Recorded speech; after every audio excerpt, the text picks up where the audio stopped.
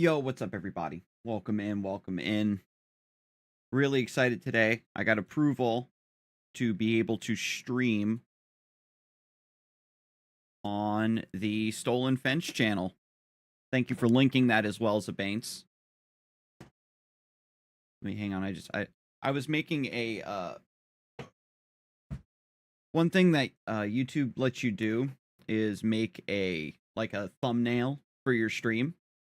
Do you see what I sent you on Discord? Yeah. Just hustle harder so you can be bound by gold chains. It's deep.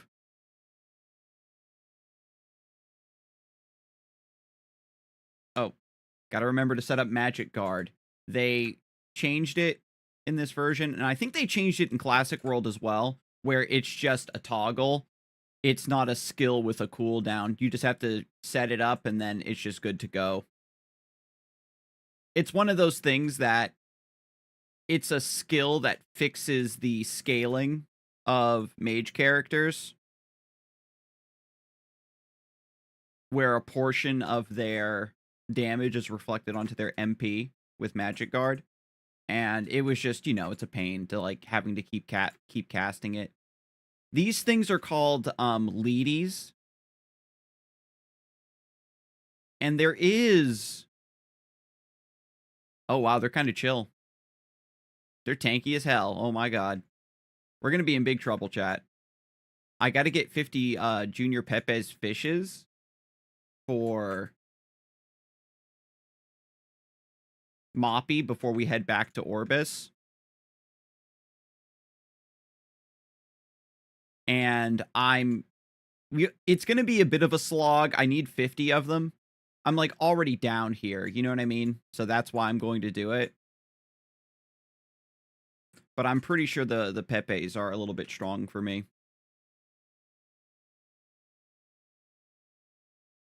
I have to get some pet food as well. But yesterday was cool. We went to a hockey game, had a lot of fun. The game was actually like cinema. It wasn't until very recently that I started paying attention to hockey. My wife's sister, right, has season tickets. And so whenever there's a game, they just invite us along. So it's been really nice to just go and hang out with them. But the game was ridiculous. We were down 2-1 and then evened it up 2-2 and then managed to win it 3-2. God, and the referees were pissing me off too. Oh man, he's jiggling. He's trapped. Ow, Jesus. Maybe I do need to upgrade my equipment. We're on the 3rd floor of Orbis Tower. We have to make it all the way down to El Nath. There they are. These are the Junior Pepes. Oh man, he's scooting. Lord of mercy.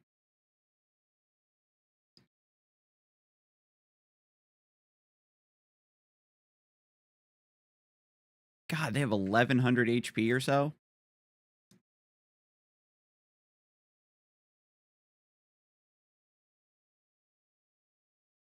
Jeez, they're fast. It's kind of cool that they have like the high movement speed because it's like they're sliding around on the ice because they're penguins. It's kind of rare in MapleStory that monsters have a unique feel. You know what I mean? They're just balls of stats that move around on platforms. So it's cute that they gave them a little bit of a movement quirk. Can't pick up that fish for some reason. Somebody must have hit one of these penguins on the way through. When you first press the button for lightning strike, that's when it picks its target. So if I'm like facing the wrong way and then I teleport to the other side of the enemy, the spell's already missed.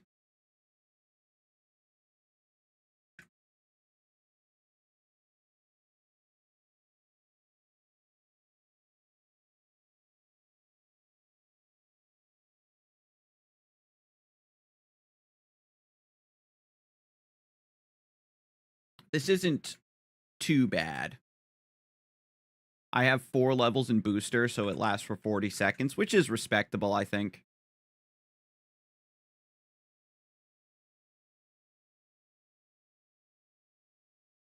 I still think that Magic Claw is faster, though.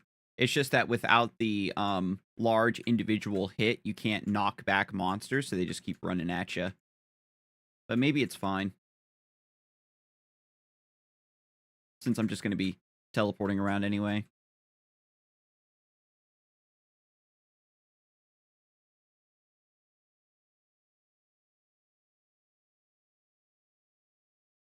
Trying to save as much money as possible.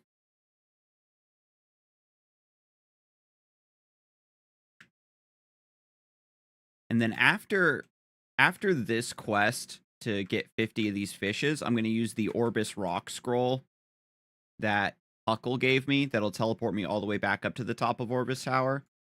And then we'll take the boat to Ludibrium. There's the final Maple History book that we need to get there.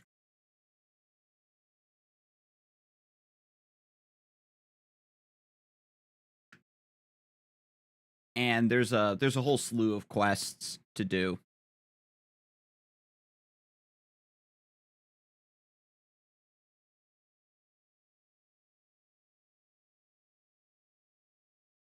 I think the enemies will be a little bit more manageable. You remember when I was playing on Chrono Story, by the time I even left Victoria Island, I was level 40 or damn near close. I was like level 37 or 38. So I was in a much better position to deal with the monsters in Ludi once I got there to do more quests. Because in Chrono Story, not all the quests were implemented. So I was just doing what was available, you know what I mean?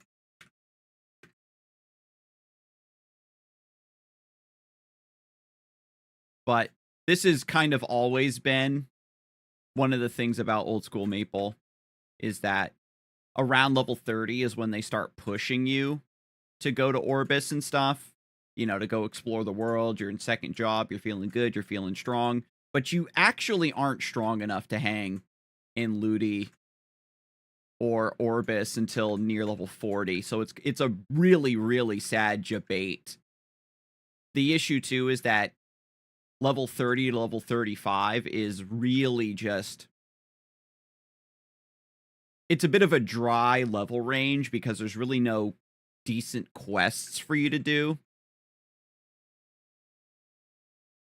And, you know, you don't have Ludi party quest yet. You can't KPQ anymore. Kerning party quest, the level cap is 31. You can technically do it while you're level 30, and then once you hit level 31, you can't anymore. I can't remember if it's gated. I don't think it disallows you if you go into your second job advancement as well. Like, you can do it at level 30 while your second job until you hit level 31, and then you can't anymore. I might be misremembering. It might be level 29.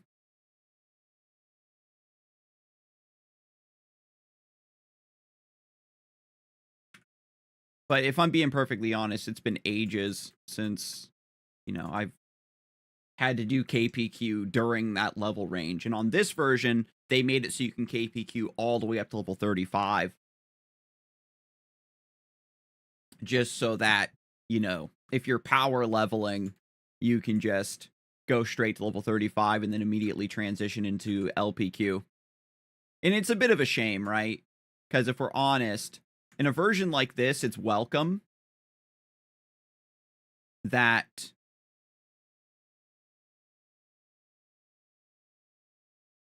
oh, there's one left.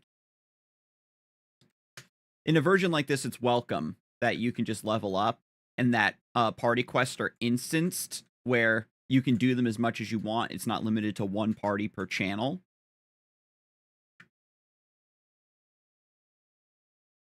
But in Classic World, that is one big point of contention, I think, amongst the player base that I haven't really seen anybody talk about it. I think you just kind of have the stance one way or the other. Should we keep it the old school way where you have to wait your turn and get in there and try to click as fast as you can, one party per channel? We don't even know how many channels Classic World is going to have. if they're intentionally going to reduce the number of channels in order to keep the population like really crowded together and make the world feel very populated and alive. You know what I mean? I'm trying to remember how many channels Reboot had when it first dropped. And Reboot was kind of sort of like, it wasn't really a MapleStory Classic World thing. It was just a server where you couldn't trade with other players. So you had to earn everything yourself. You know what I mean? It wasn't, oh yeah, I've got this character that has a gajillion dollars and I can just farm expensive drops and make a bunch of money, then use that money and roll it into my next character. Or like spend money on NX and then use that to get really good equipment or valuable items to get mesos from other players. It was you had to grind up to level your characters and get your mesos. So I guess it's kind of referred to what would be called an Iron Man server these days, right? Where you have to earn everything yourself. And that's similar to what I was doing in Final Fantasy XIV, right? And that's what they did for the free-to-play trials, is you don't get access to the auction house or anything like that. So you have to get everything yourself. And so some stuff, it's not really that big of a deal. And other times it's very much a pain in the ass. But it just rekindled that spirit of, you know, everybody that was high leveled or had really good gear, you knew that they got it themselves through hard work. It's like not hard work to play MapleStory, but dedication, I suppose. There's a little bit more respect there, perhaps. And I just wonder is all what Nexon's approach is going to be to monetization, because there's a bit of an expectation, you know, to have a clean slate. I kind of talked about it in my video a little bit regarding double XP coupons, where it's like, yeah, it's a great way to monetize. Like the really hardcore players are going to want to buy double XP and level up super fast. People who maybe don't have a lot of time are going to want to buy double XP coupons and level up faster to maybe just keep parity with their friends or catch up to their friends. A lot of players that are familiar with old school have gone through this level 1 to level 70 grind over and over and over again, Samsara style.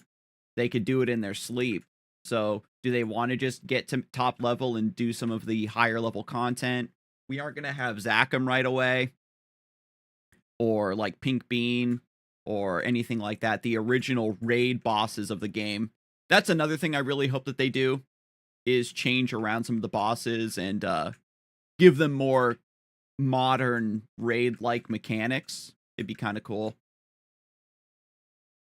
Because most bosses in MapleStory, again, they're just big balls of stats, and it's just a DPS check. How fast can you kill them?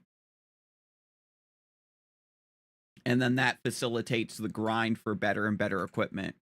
I need better equipment so that I can kill bosses faster, so I can farm their rare materials and drops faster, so then I can use those to upgrade my equipment, and the cycle goes on and on.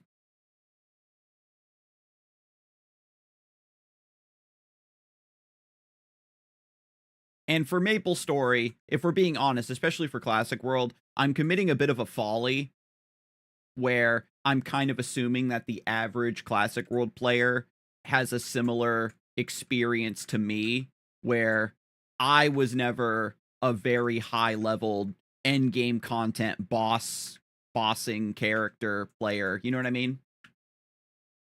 And I don't know how much of the old school player base got that high, or how many people bounced off the game around level 50 the way I did.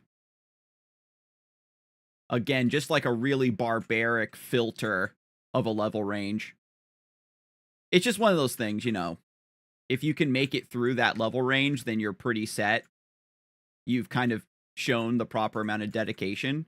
And I wonder if Nexon wants to continue to let old school MapleStory self-select that way, or if they want to if they want to shave off a little bit of some of the most ridiculous parts of the experience curve so that more players can break through to the higher levels and do boss content, and it would be in Nexon's best interest, I think, because when you get high level in MapleStory, the next thing to chase outside of levels is grinding for really good stats on your equipment, and then that becomes a perfect onboarding for like gachapon stuff and upgrades. And welcome in, Zanes. It's one of those things where they probably need to do some sort of like hybrid system, like with Reboot, where a lot of the weapon upgrade cube stuff that MapleStory is kind of known for was all buyable with Mesos. And so you had to grind for it. Oh my fucking god, I can't get on top of this. Pepe's gatekeeping me. Can't climb the ladder. Rather than it being like, yeah, you can grind for cubes or you can pay real money for the cubes to get more of them faster. Awesome, that's 50 fish. Hopefully Huckle doesn't have anything else for me. Do I have to turn the fish back into Moppy? Is the question.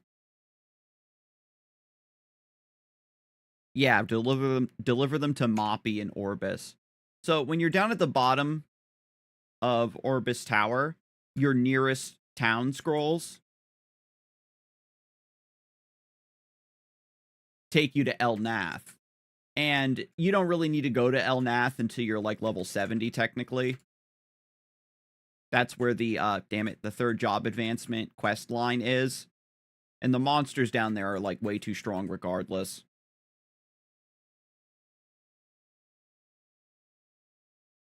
I think there are like quests down there. Let me take a look.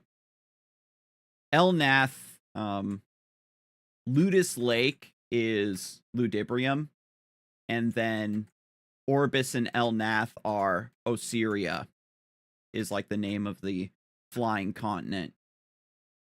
Yeah, like Orbis, El Nath, and the Dead Mine, and then it leads down here to Aqua Road.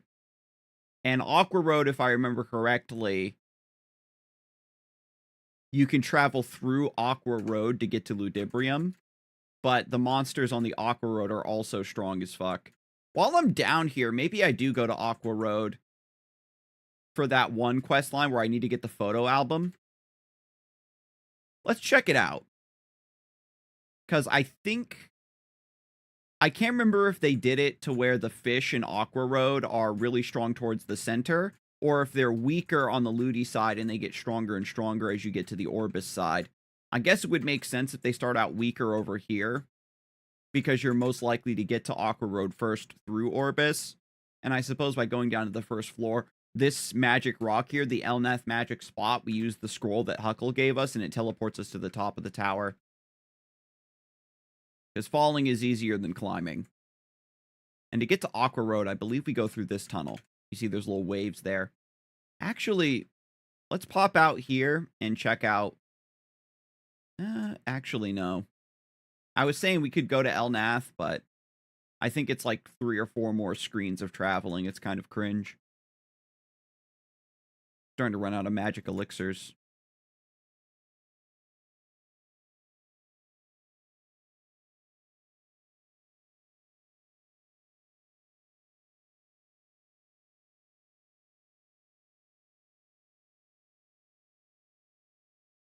We got the Super Mario style swimming where you just float and then you press jump.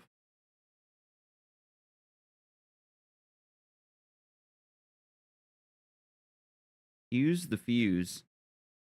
I will, he's gonna have quests for us later, I imagine. You can hold down to kind of descend faster. Oh my god, these things hurt. Alright, hopefully the Aqua Road Museum, or whatever it's called, that we need to get the photo album from the aquarium, will be pretty close.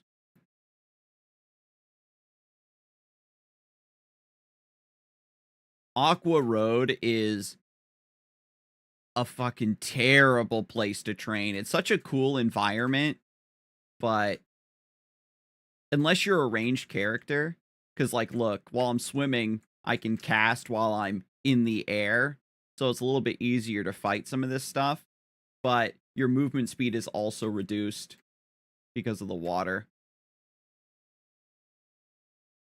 And it's a shame. Also, you can see that my HP is kind of ticking down because my character is, like, holding their breath, so you have to be careful there. There's an item or something that you get that allows you to breathe. Where the hell am I? I guess I'll just keep traveling. This is bad. I'm going way out of my way to do this quest. I don't even want to touch any of these monsters. I suppose this is the good part about Awkward Road, is that you don't have to touch any monsters if you don't want to. Or, you know, you have maybe a slightly easier time of dodging monsters. I should just be using my teleport, eh? Ow.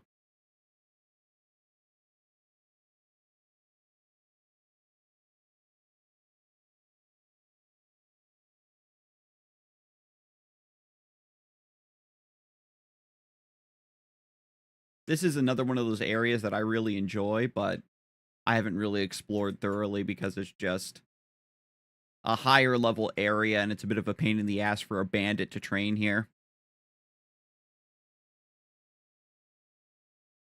The dolphin is, I believe, the taxi cab. So we might be able to pay him to get us out of here. Okay. This is the center hall. There's like an NPC or something I need to talk to, so I can get the Aqua Road photo album. Kenta?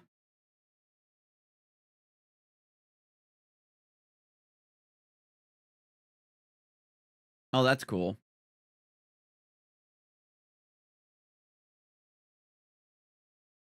You can only see these animals on land. Please don't get them riled up. They aren't real enemies. They don't actually hurt you.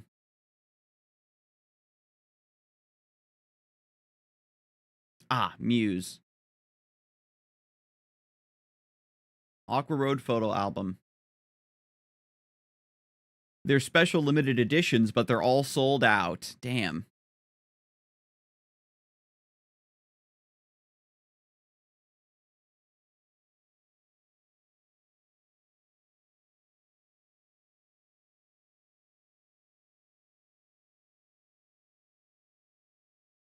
So I have to get snow crystals and then have Alcaster and Elnath make it into a snow crystal sphere. And I believe, so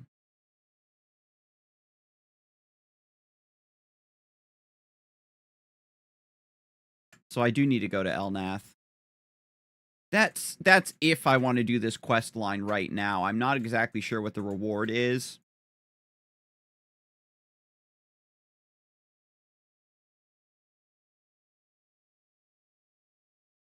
But I think it's best if I just go to Ludibrium. Come back and do that quest. Mess around with Elnath when I'm a bit higher level. Perfect. Yeah, we want to go to Orbis Tower. And we can just swim up the center here. Don't have to worry about touching any enemies.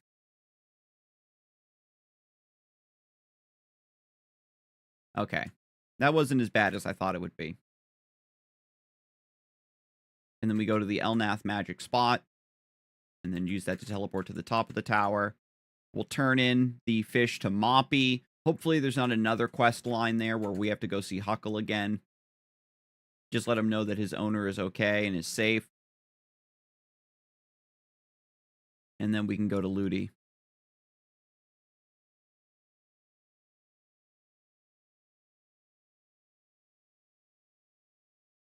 I'm looking forward to fighting some enemies that are a little bit more of my weight class.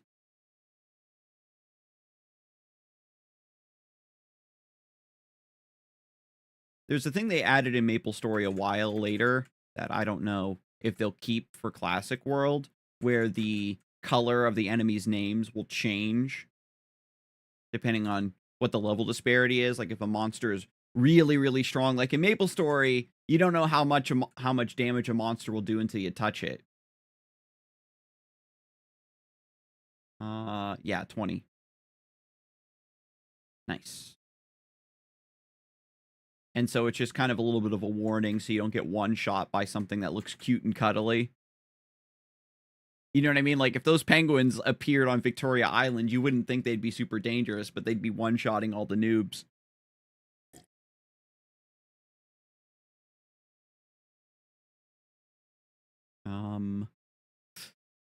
How much? I've got 78,000 mesos, so I'm going to have to spend that on potions. Ooh, nice. And some pet food. Damn, that's a good quest. Okay. Yeah, we're going to Ludi, baby. So let's... I have 2 blue moon earrings. When did that happen? Sell one of those for profit.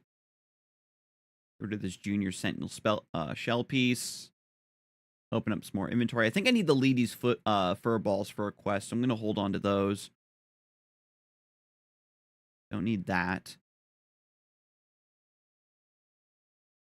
I think I do need the Star Pixies pieces.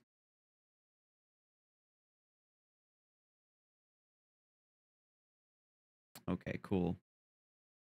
So let me buy maybe just like a few more potions. Hamburgers refill HP, right? Yeah, 400 HP. So I can eat these up in order to save my white potions. Consolidate these. Yeah, my inventory is extremely full of various potions. Okay, that seems pretty good. Now, let's go hop on the boat. The Ludibrium. The boat is a train, now that I think about it.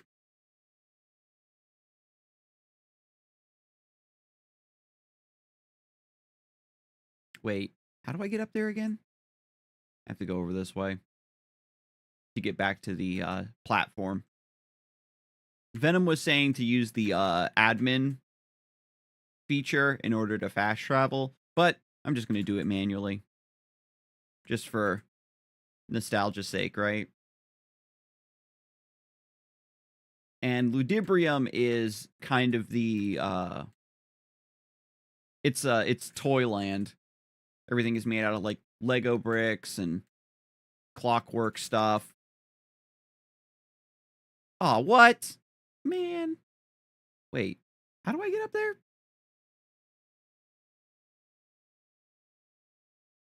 I think there's a portal that leads up there or something. Because making it across the top like that is actually pretty difficult. I think there is a portal. A hidden portal that'll teleport you up there. I just have to dig around for it.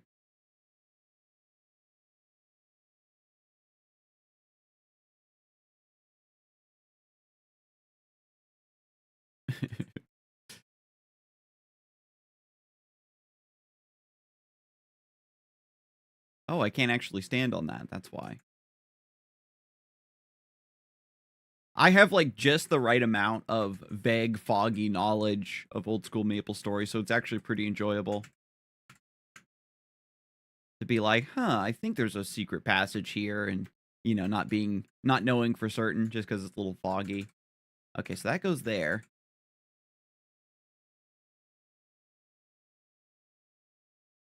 Where's this go? Top of the hill. I actually don't know what this is.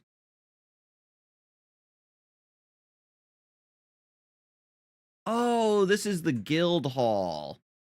That's right. That's where you go to make a guild. I remember that being in Victoria Island for some reason, but now that I'm seeing it here in Orbis. Yeah.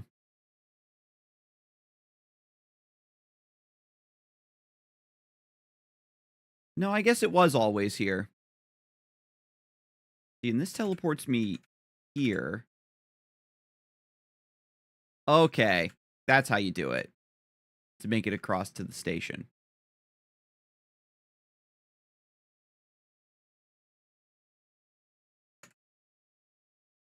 And I do wonder if in Classic World they're going to add.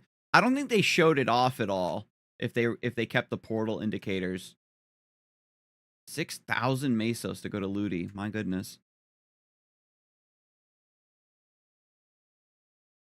So you buy the ticket there, and then you have to talk to the other NPC to go to the Ludi platform.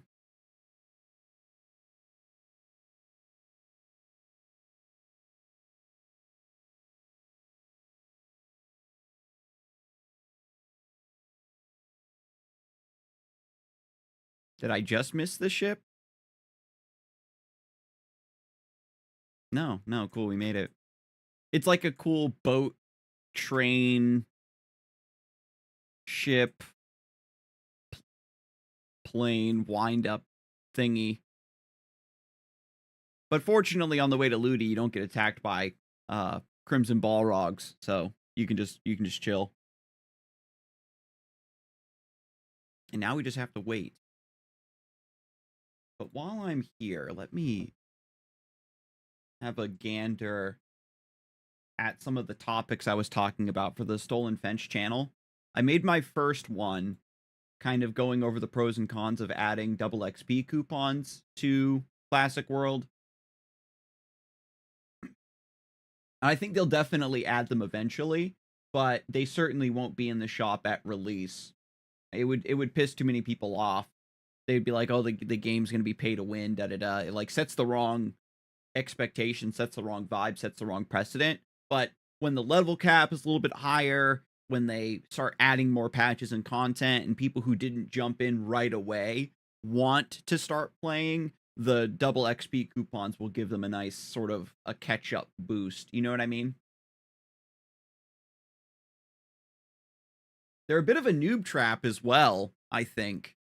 Because in a way, you don't want to have your double XP activated when you're doing KPQs because you want to do as many kerning party quests within that level range as you can.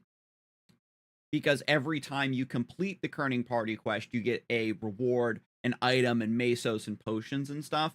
So if you just double dip with your XP coupons to get giga boosted by a kerning party quest, then you can only do half as many, and so you actually build less wealth there, which is kind of interesting to think about.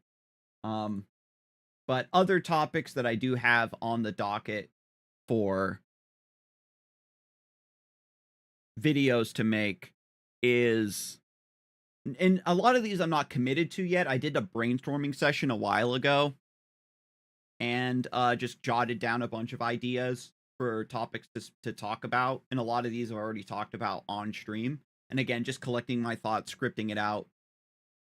I wonder if a video kind of just discussing who is Classic World for.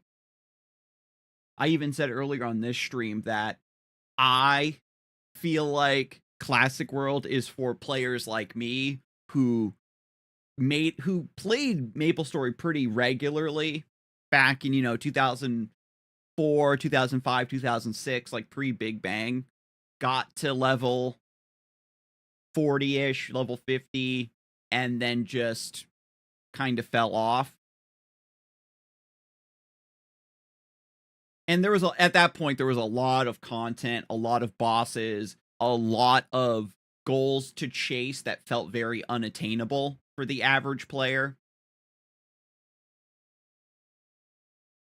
Because it was just LPQ was the best way to level up, and every other quest or grinding spot just was so annoying, You feel like you're and this is the other thing too, right? Once you start going into Osiria and Ludibrium, the monsters are very strong, and if your equipment isn't up to snuff or your build isn't up to snuff, it feels like you can't really keep up in terms of damage. So even grinding feels a little bit less enjoyable.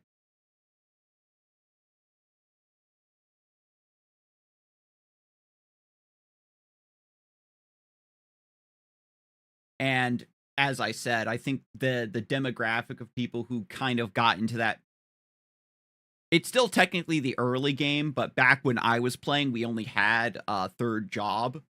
We didn't have, like, 4th job and 5th job, and I think they're actually adding 6th job, which is insane, like, a whole 'nother job advancement, and I don't even know what they could add at this point. I haven't even looked at modern MapleStory classes.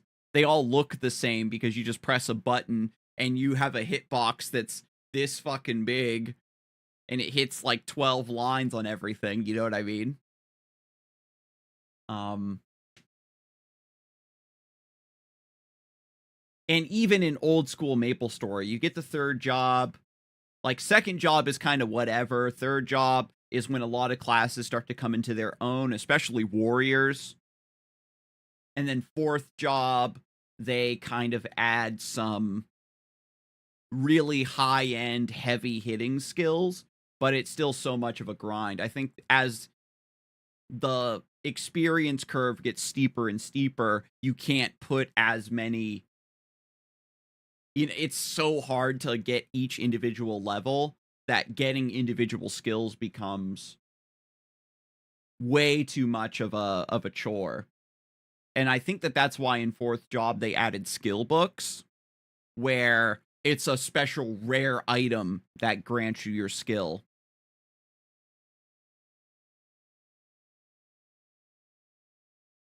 And so I wonder how deeply they're going to be reworking the experience curve. I think they already confirmed that the experience curve is going to be adjusted, where it's still 1x, right? They aren't making it so that monsters give you double XP, but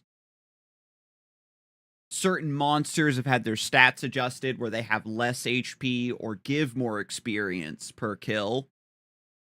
And so that's a way to kind of adjust the experience, where if you can have a pretty strong idea of players in this level range are going to be training on these monsters, then if we make these particular monsters give more experience or have lower HP, then players will be able to grind on them faster. And a big thing they honestly need to do is make it so that quests are actually worth it. That's a huge sin of old school MapleStory, is there's guides that tell you, like, these are the quests that are actually worth it to do, that give you good mesos or a good chunk of experience or really important items or valuable items, and it's a list of only, like, 30-ish quests, I think, and once you're done with those quests, you ignore the rest of the content in the game, and it's just all about just grinding, grinding, grinding. And so by making quests more fun to do and more rewarding to do, it gives players are still going to be grinding, but there's like extra goals involved, and making quests give better rewards, not just more experience at the end, but more mesos or potions or equipment, etc. Then it's easier for players to also make money. And it's not all gated around just certain classes that are the most efficient. Like, again, clerics and assassins have the ability to accumulate money very quickly and easily compared to other classes. And a lot of old school MapleStory players will tell you that once you get to like 3rd job, it does become pretty easy for most classes to make mesos because you hit really hard, and a lot of training spots kind of open up to become very efficient. I think it was 11 who made a video about it, where the enemy HP to experience ratio is really, really good, up until level 40-ish. And I think 11 was saying that between like level 40 to level 60, the monsters are so bad, to train on, where their HP is doubled or tripled, and they don't give an appropriate amount of experience for how tanky they are. And then Deep Ludi, I think, kind of corrects that curve. And so that's kind of another big, big part of old school MapleStory, is that you just run out of good training spots. And so it over centralizes the game on doing PQs. which is fine, right? I actually PQs and MapleStory are actually super fun. A cooperative puzzle with other players is really fun. Like in Final Fantasy 14, you're just, killing trash mobs and working your way through. Very few puzzle elements.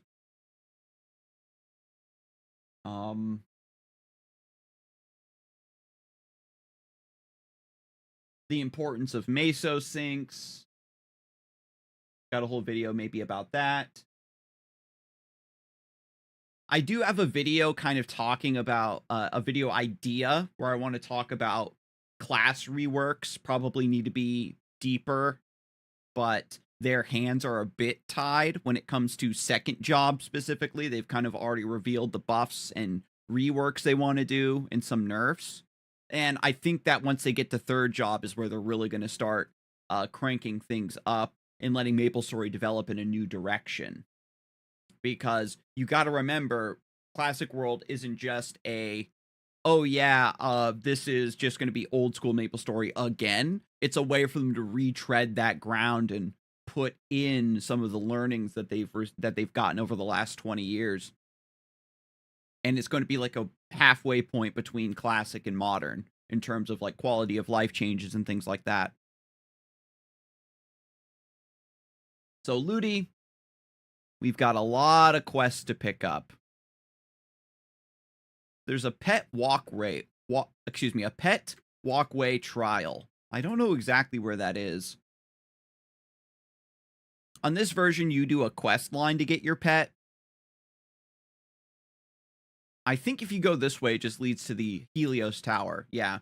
And Helios Tower leads down to Korean Folktown, which is grayed out, so I guess it's not in this version yet, which is fine. KFT is not that important. It's not that big of a deal. It's got some crazy, let me tell you, Korean Folktown has some crazy quest lines down there. Everybody remembers getting the royal bags of rice, right?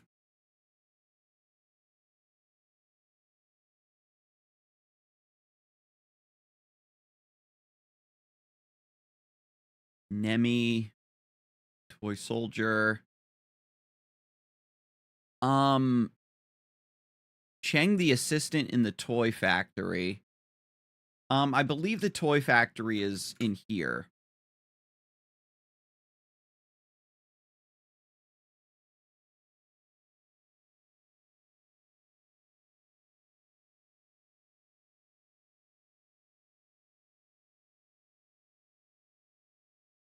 Yeah, this says Toy Factory Main Process 1.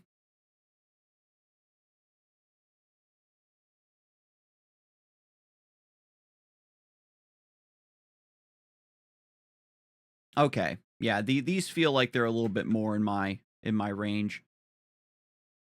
Manager Carl, I believe, has a quest line for us later. But right now I'm going to try to find Cheng.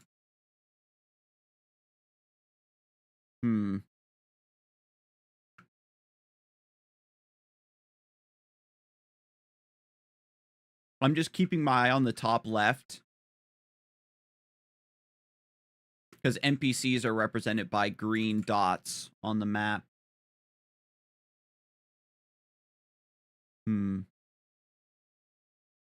Somewhere around the toy factory. He might be deeper in the toy factory. Because the toy factory goes down 2 floors. Let's try, actually, yeah, it's probably better to try the central area first.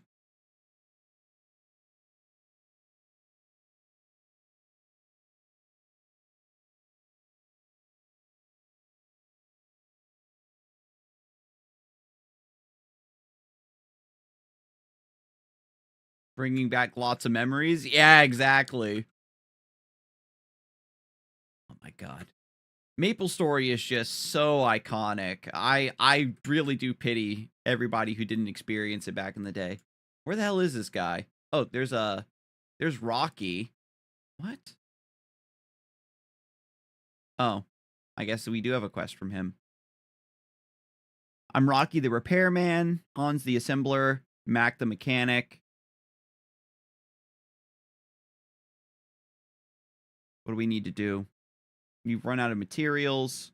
50 cogs and 30 screws. Cogs can be found through weird monsters right below this level, but I've never been there before. As for screws, I heard someone in Ludibria makes them. Thank you. Okay, so for my inventory, I have screws already. How many do I need for the quest line? Okay, I have 30 screws. 50 cogs. We just go down one more floor. Where the hell is Cheng, though?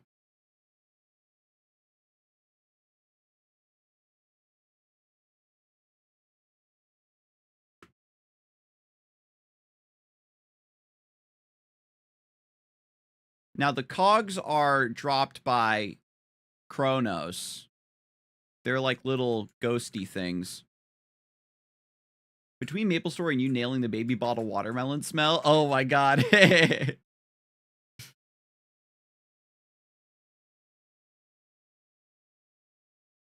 Yeah, yesterday when we were at the game, we smelled like this watermelon candy smell, and we were trying to identify what exactly that was. These things. They're called Kronos. And I believe Kronos hold the Maple Story history book. So I have to farm these anyway.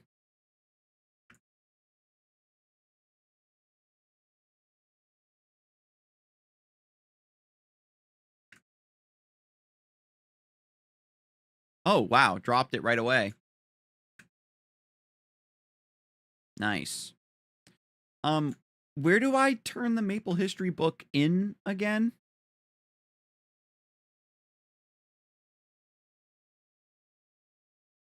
I guess I've just turned them back into J. Whenever I make my way back to Victoria Island, I suppose. I'm not sure exactly when that'll be.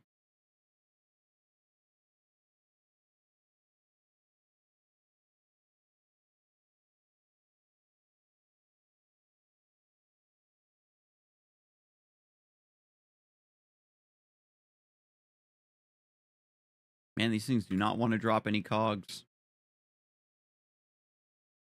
Little safe spot here to snipe, maybe. Cheng is in Toy Factory Process 1, Zone 1. I missed him? I walked right past him then.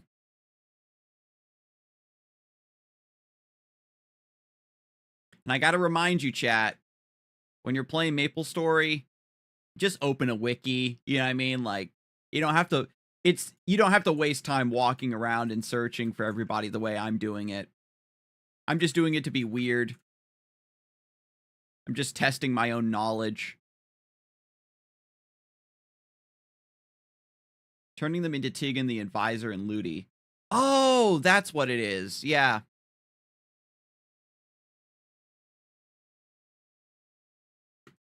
I should just read that, huh? Ooh, another little safe spot. Yeah. I didn't read.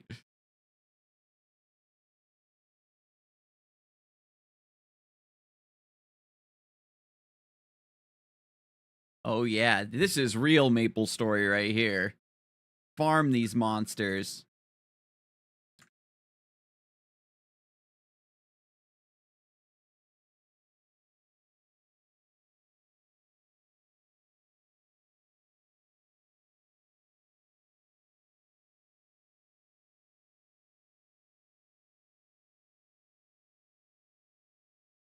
Hmm.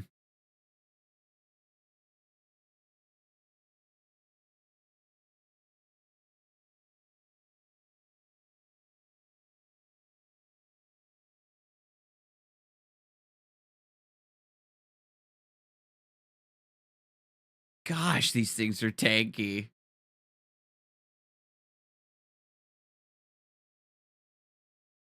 Heavens to Betsy.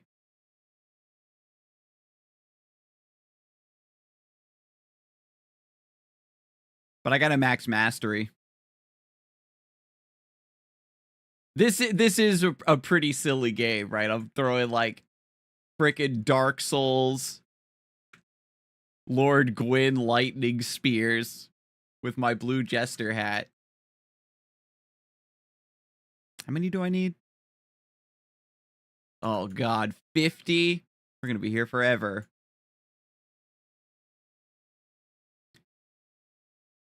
Probably not as bad as when we had to farm the junior Pepes, though.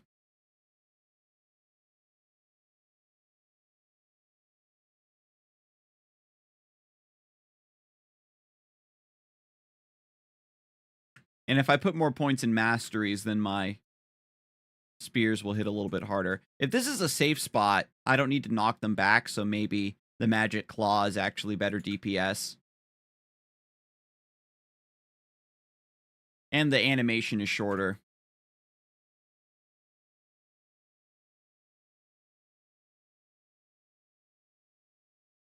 Ooh, they have a lower knockback threshold. Yeah, it's magic claw.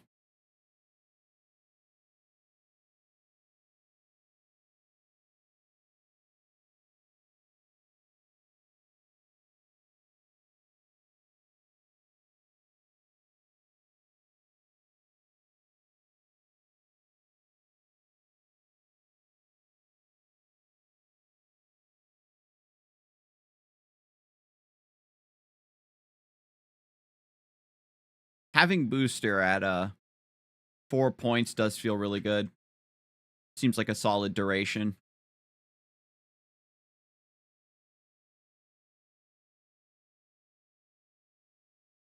I don't know if that counts as a hot take or not, but a lot of skills in second job are just take too many points to max out because they have to give you point sinks.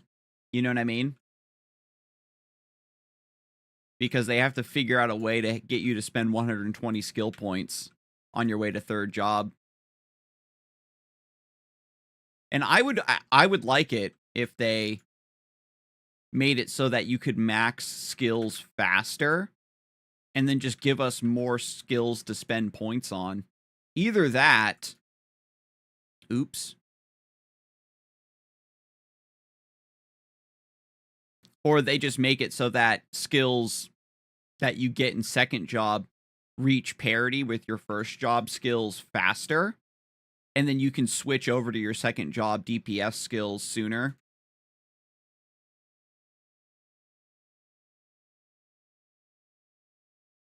And then still make them have a really high max threshold of like 30 or 40 points.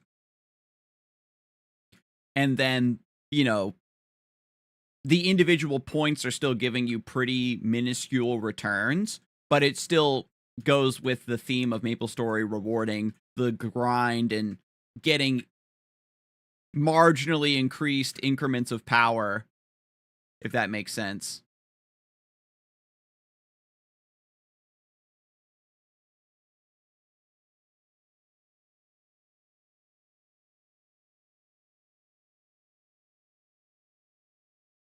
Where it's like, yeah, with this skill point, I get...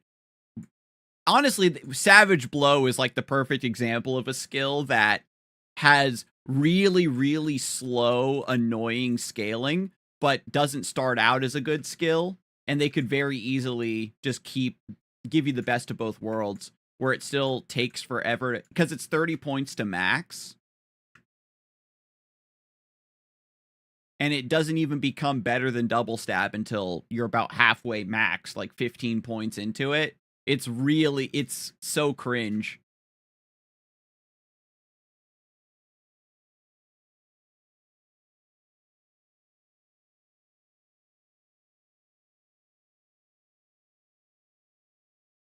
Hang on. Can I, like, aggro these and then bring them over here? No, they don't aggro the way wild boars do.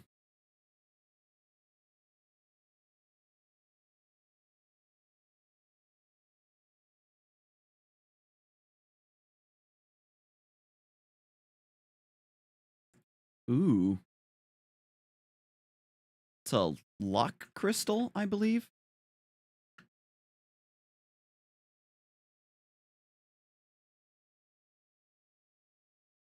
Dexterity crystal. Those are for crafting, like, weapons and equipment and stuff.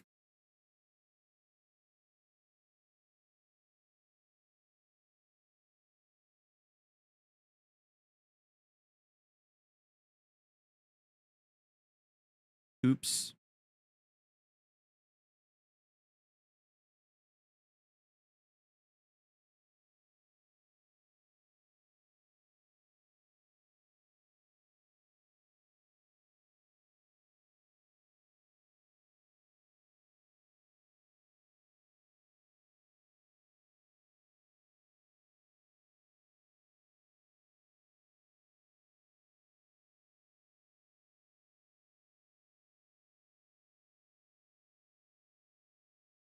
Now, Chronos, these things can't jump, so you can snipe at them from slightly higher platforms and things like that.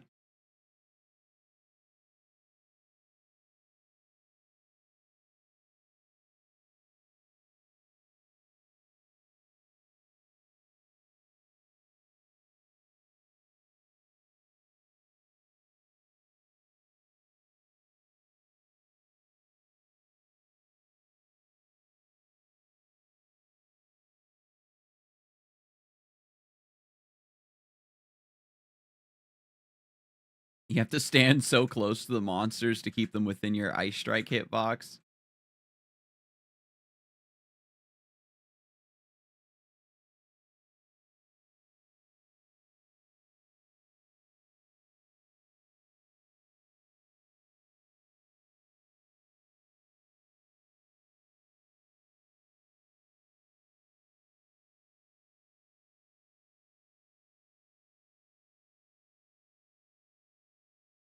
We're making pretty decent progress, though, getting cogs.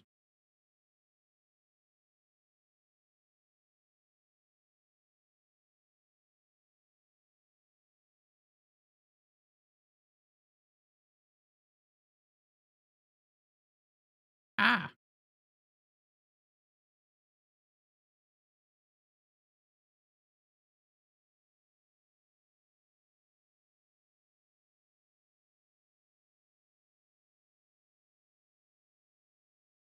But I've been, this might be another shorter stream today, if I'm honest, chat.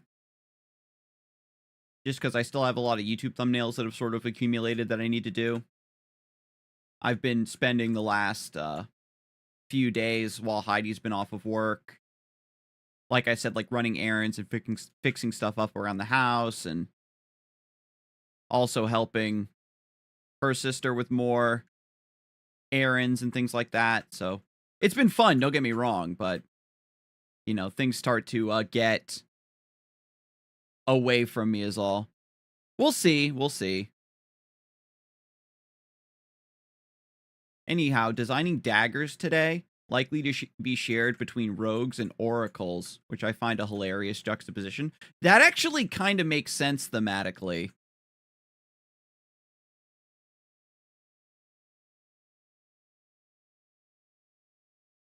I kind of like it. I do my best to distract her for you. No, no, that's totally fine. Because like I said, I don't mind helping out and coming along. Like when we went to the Lowe's and we got all those pavers. Like, if I got to help shop and like lift things or install the ceiling fan. We just had a lot of like really big house projects line up all at once.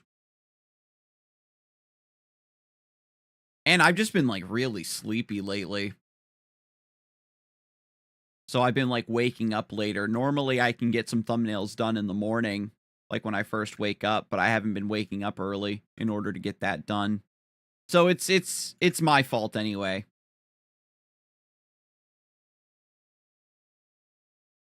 I just got to get back on my grind. Cuz usually too I get a lot of work done after the stream at night. But I recently started rewatching Avatar: The Last Airbender, and Heidi's actually never seen it before. So that's been actually really fun to do. Like I said, when Heidi's off of work, we do try to find stuff to do together and spend some time together.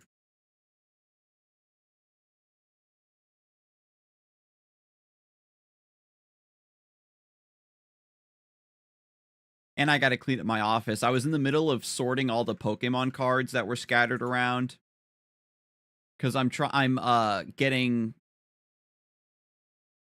my collection sorted a little bit to prepare for post rotation. And then I had some cards on the floor, and then Gilly and Tango ran in the office and scattered them all over the place, so I got to get those picked up. It's just a lot of stuff that I've been putting off, just catching up with me. I'm a victim of my own sins here. Well, well, well, if it isn't the consequences of my own actions. But I am still really proud of myself of finding time to record that script and edit that video and get it uploaded. You know what I mean? Especially going against my instinct to make sure everything was super well made and perfect. Just get in there and actually get the video out into the world. And that's why I've been talking so much about the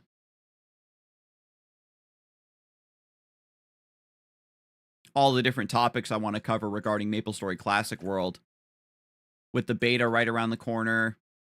I don't know if Nexon is going to do the thing where they're going to go, oh yeah, the closed beta was so successful that we're going to make it an open beta. Because I feel like a lot of games do that.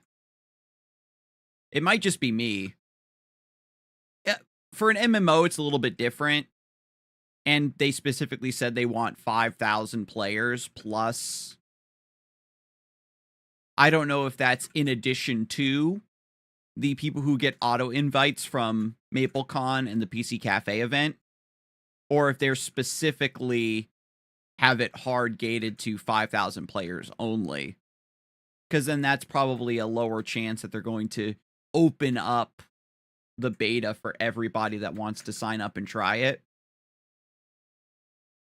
Because they could do a second beta right after, right? Closed beta and then open beta. Where then once they kind of get an idea, make some changes, make some adjustments, collect some feedback, then they do open beta.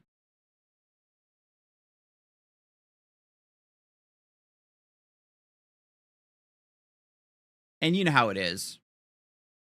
If they make it so that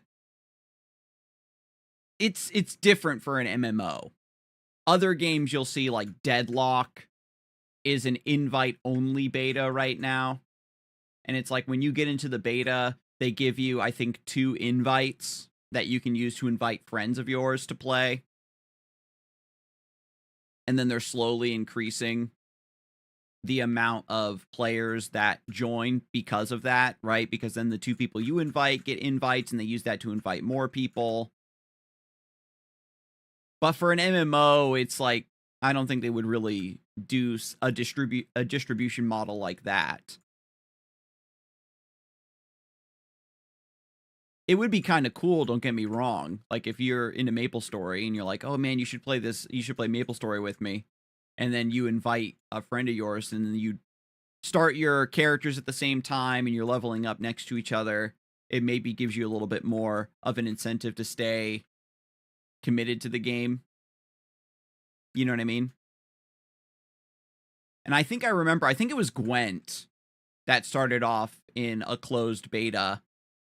And then eventually there was so much interest in getting into the closed beta. People were getting hounded for keys to get into the beta that they decided to just open it up to everybody.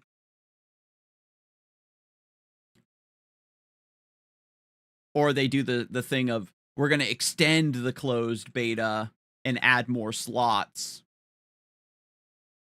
because it's so popular and yada yada, and we've gotten so much feedback. But I doubt that'll be the case for MapleStory.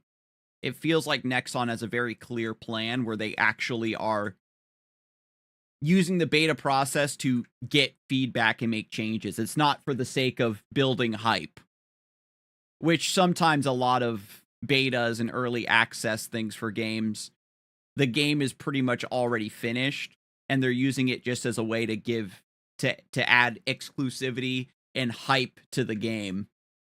Where it's like, oh, you can't play it yet, but watch your favorite streamer and content creator play it and get excited. You know what I mean? It's the Eric Cartman strategy. There's that one episode where like he opened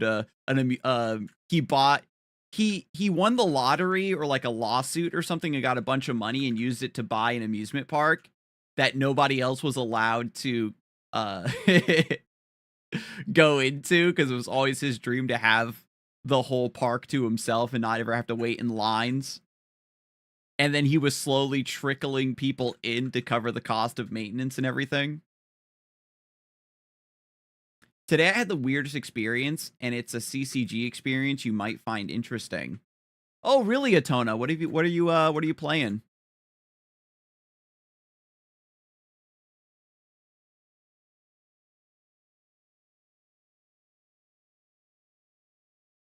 Jesus. All right, so we'll give these parts to Rocky. Here you go, buddy.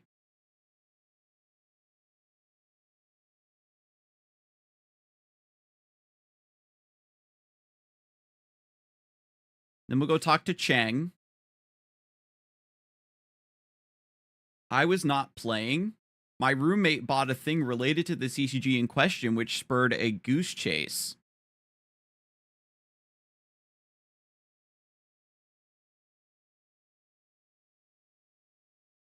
So hang on a second. Let me scroll up in chat, because Venom said that Cheng is in Toy Factory Main Process 1, Zone 1.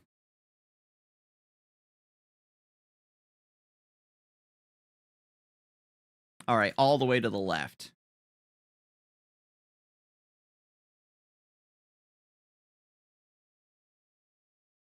So the game he bought was some Macross video game. It had a pack in it that was a promo card for Weiss Schwartz. Okay, I know what Weiss Schwartz is. From what I understand, it's not being developed anymore.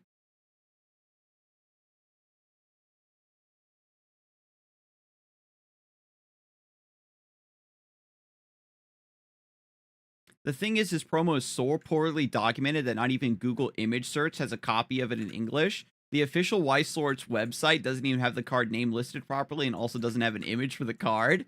What? Oh, that's crazy to stumble across something like that in the internet age.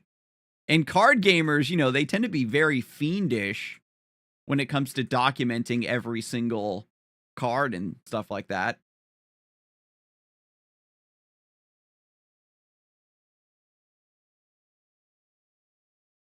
Miss? Uh-oh, I can't even hit these. Hopefully Cheng doesn't want us to fight anything too dangerous.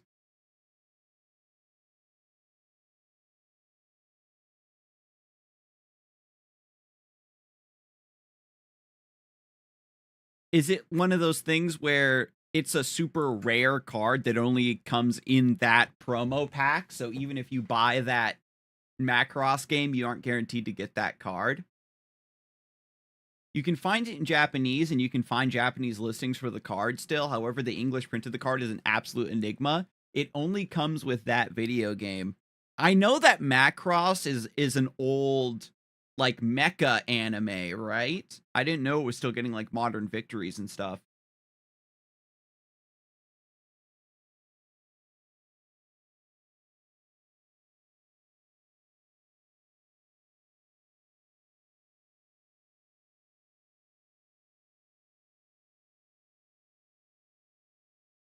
Inside this room, you'll see many plastic barrels thrown around in the corners. Hit the barrels to make them fall. See if you can find the lost machine parts. All right, there's a time limit to find 10 lost machine parts. Oh my god. I can't teleport, chat. You know what that means. This is a jump quest. I was talking to Lucky Boy, and Lucky Boy has a like a PSA 10 Miku Magic the Gathering like collab card. Damn. And it's such a rare card that there's not any data on how much it's actually worth to actually price it out.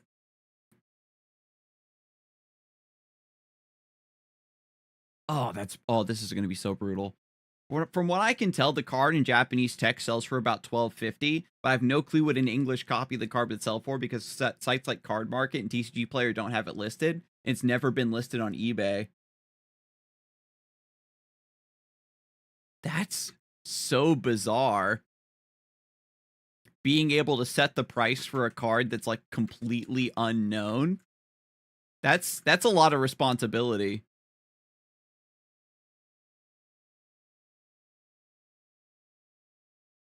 Oh my god. I think if the conveyor's going forward, can I just jump straight up and let the momentum carry me?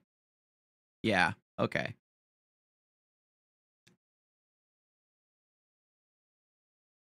However, it's not like the video game is rare, so it's not like the card could sell for more than $50, right? I suppose so. The thing too is you have to find the game and have it be sealed. Cause the only other game I remember that came with like promo cards, I think the Pokemon TCG video game for the Game Boy Color came with like a promo Meowth.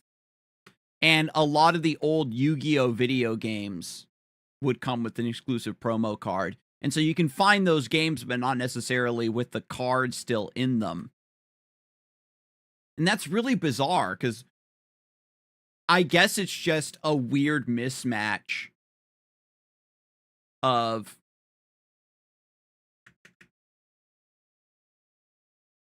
I think it's just a weird mismatch of Macross players not giving a damn about the card. So there's probably a lot of those cards out in the wild, but they just have never bothered to list them before. The Macross players are just holding on to them as a keepsake. Because I know that Weiss Schwartz, from what I remember, is pretty niche, and they do a lot of collabs. Like, I actually have some Chainsaw Man Weiss Schwartz cards that I got when I was in Japan. Oh, shit. I overcorrected there. Look at this punishment. And then you have to go on the reverse conveyor to get all the way back to the start. And I'm on a time limit. Heavens to Betsy.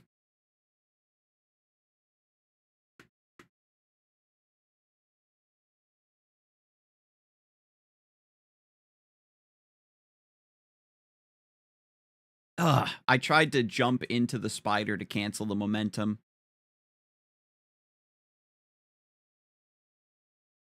Too early. That is a pretty cool mystery. I wonder if it's like, would a Macross enjoyer pay more for the card, or is like only a Weiss Schwartz sort of thing?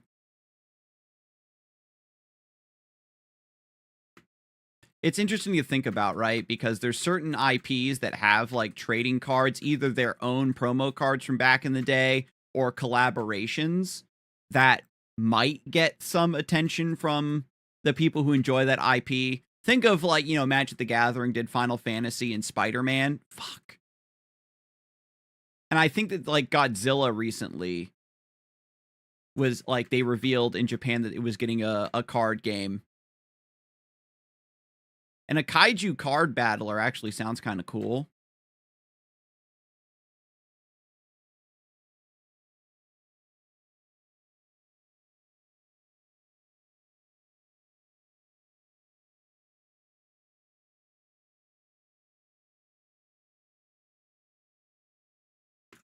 Ooh.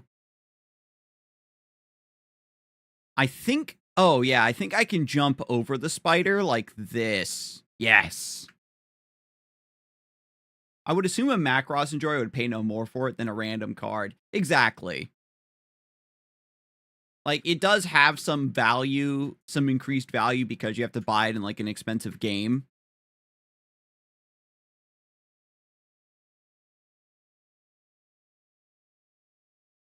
But that is very curious that that card hasn't been listed anywhere. My next step would probably be to research how many units that game sold. Fuck. Oh my god. I'm like trying to fall perfectly in between those platforms. I guess I have to walk onto the lower conveyor and then jump over.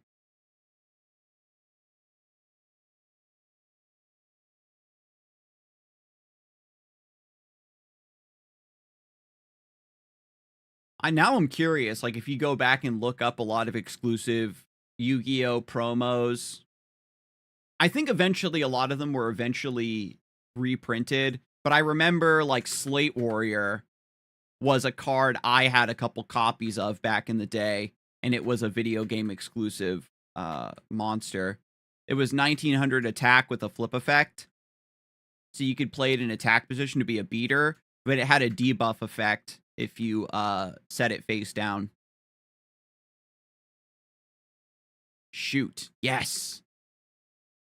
Managed to outplay that spider. Wasn't there a Yu-Gi-Oh promo that had a similar thing where it was sold with an action figure, but the action figure never had an official release? So the card only existed in pre-sale stuff? I don't recall that specifically. I think if I walk down... Damn! Oh, what? The hitbox doesn't extend back far enough. Oh, that's brutal. That's a rough jump. I thought I could just walk onto that lower conveyor belt. I fell right through.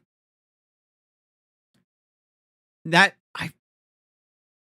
one of those things where it kind of rings a bell.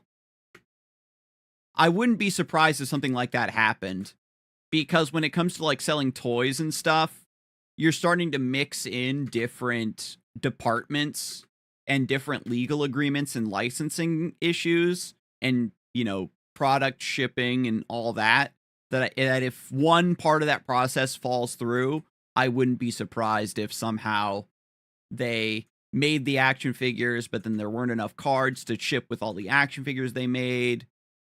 Yada, yada. Ooh, wait a minute. Ooh, okay, I'm still alive. Okay. So how do I think I have to jump off of this top conveyor and land like this. What? Look how big that hitbox is. I need to like jump from here. There we go. Gee whiz.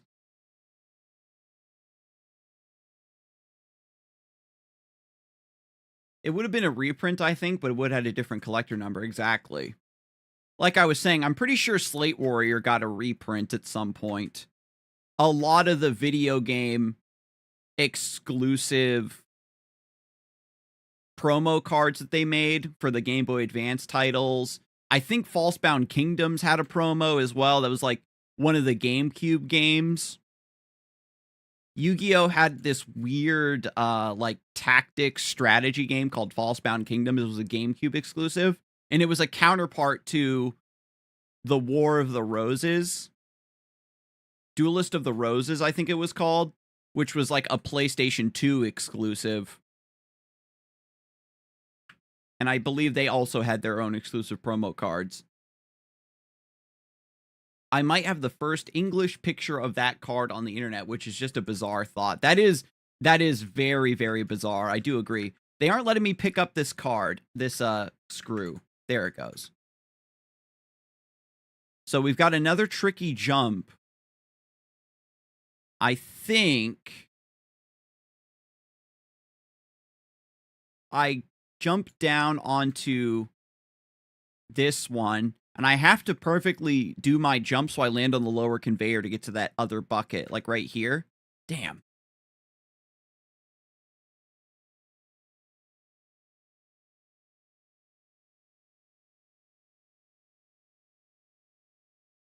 This is so precise. I have to jump like right here. Yes! Oh my god, I'm so good at this game.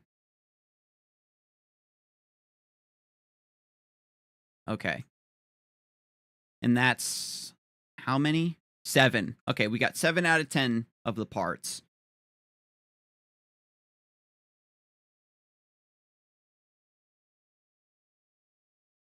Okay, cool. And then we jump like that. Oh! Okay, I thought I fucked up real bad there. I mistimed my jump, but the speed of the conveyor just lets me clear that gap for free. Oh.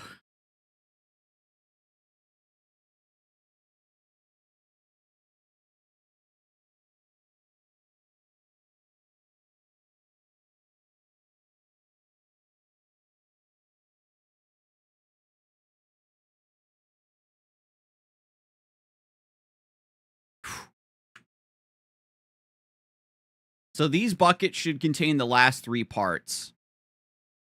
I just need to not int.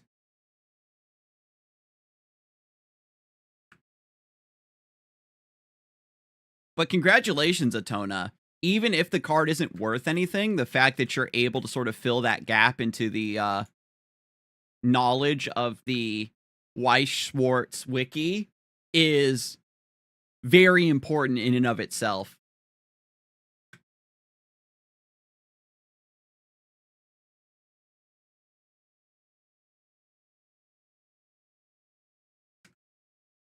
It's 10, right? 10 mechanical parts. So then I talk to you. My inventory is full. Oh.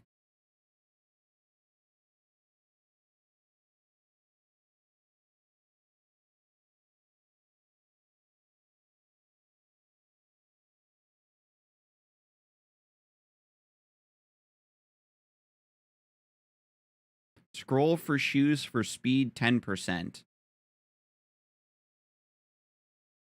And some XP. Oh, man, that one was actually really stressful. My God. So I have a level 35 glove. Some level 35 earrings. So next we have to go clean up EOS Tower. Let's go do that. Oh, shit. Well, what if I just nearest town out of here? My goodness.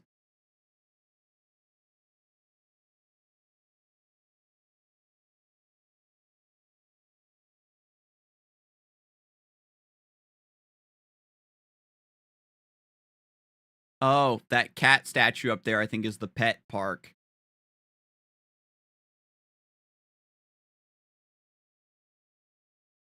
So you sell pet food. Pet command guide, puppy, kitty, and bunny.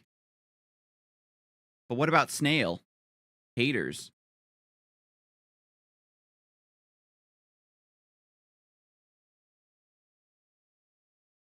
Okay. The pet walkway trial.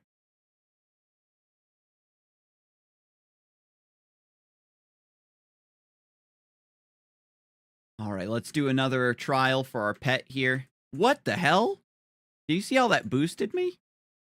Oh, I see. I touched the slope. If you jump off a slope, you get a boost.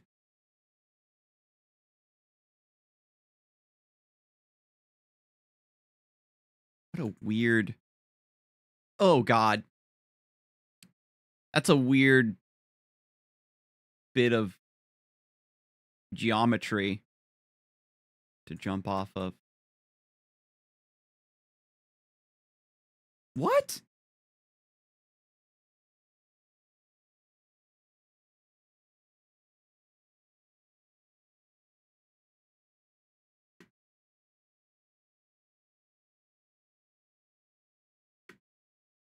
There we go. Haha, you don't have to jump left and right there. You can just jump straight up.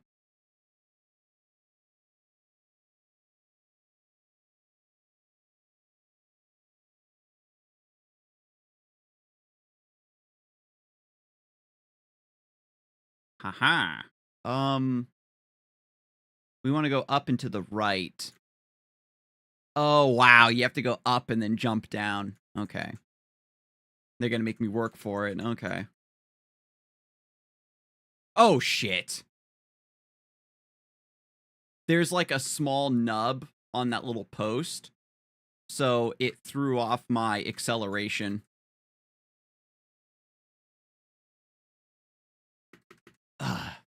You kind of pre-commit to your jump timing in your head.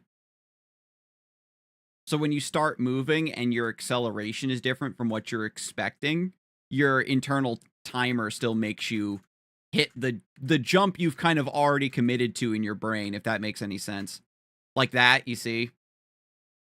I knew where I needed to jump, but I wasn't anticipating the speed, because that's technically a slope. When you jump off of a slope, you see that?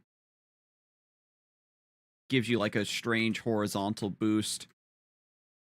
Can I just do this? Yeah. Just making it hard on myself.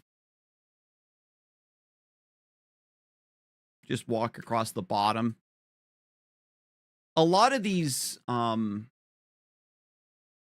I jump on here? Actually, no. Yeah, you see that? These are slightly sloped. That's so tricky.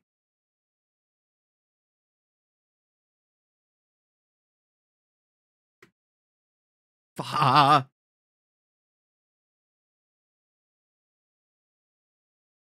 See, I knew that was, you can't walk across the bottom. You actually do have to jump across. I just missed it is all. And then down from here, we jump down towards this tree. Fuck! Oh my god, I can't believe I got outplayed. That's so dirty. How dare you, game? I have to just walk down, I think. Yeah, you just have to walk off. You don't jump. That's... Whoever built that is such a mad genius.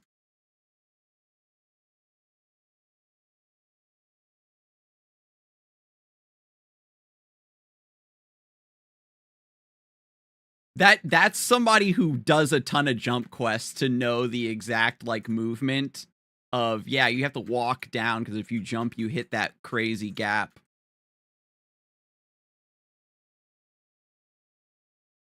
Can you move a little bit? I can't see the end of the platform. Thank you. Your name was covering up the end of the platform. I got scared. Okay. Item pouch. Yay. And shout out to Radiance for just logging in, walking here, gapping me, and getting to the top first. Gave me a head start and everything. Cool. Now my pet can pick up items. I got scared. I thought it was gonna. I didn't know if it was gonna be a hard jump or a just a regular jump. Standing in the right place to obscure platforms is hilarious, though. You really did style on me.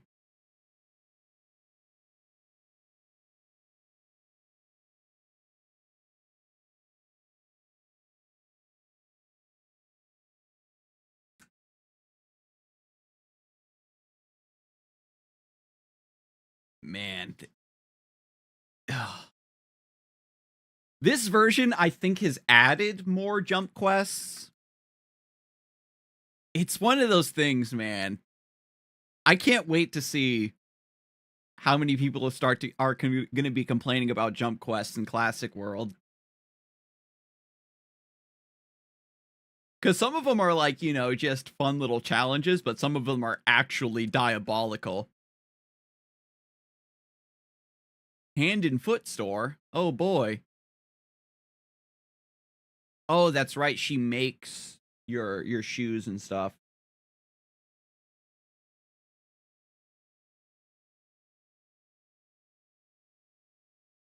I have to look up exactly what the stats of the shoes are before you craft them. I need dragon skin? Oh my god.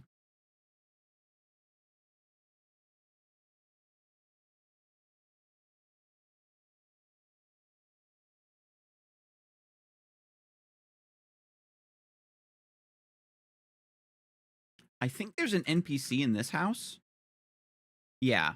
We'll talk to them later.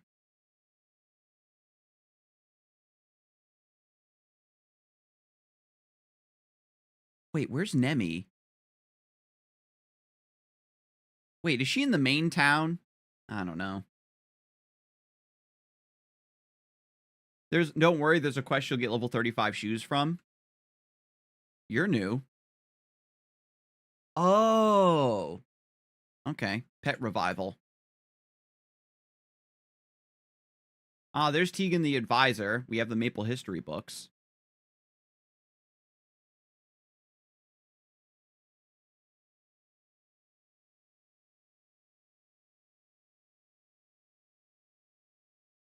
Maple History Book 2. I was unable to reward you the Medal of Honor last time, but I've been very busy. Medal of Honor. Go to Nessus and show it to Jay to prove that Maple History books are on its way to Ludibrium. Okay, nice. Nemi is on that map, the only house with an open door. She is on that map? And we got the follow coming through. Thank you so much and welcome to the Knighthood. Appreciate you. Because Corin is in that house. She's in here. Ah, yeah, thank you. She wants me to give the it's manager Carl, right? I think to deliver the lunchbox. Yeah. And we'll be passing through the main town once we need to go report back to Marcel.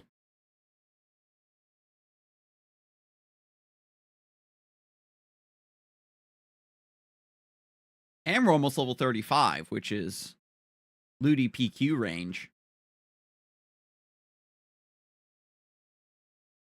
I'm going to be such a fucking noob, too, having to relearn Ludi PQ.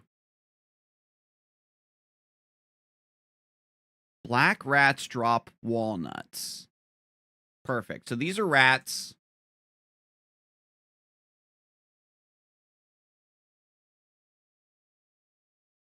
And we have to kill 50 of these. And then the black rats are like a bit further down.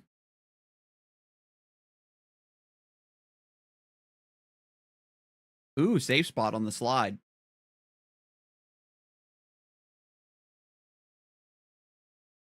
And now my pet can pick up items and money.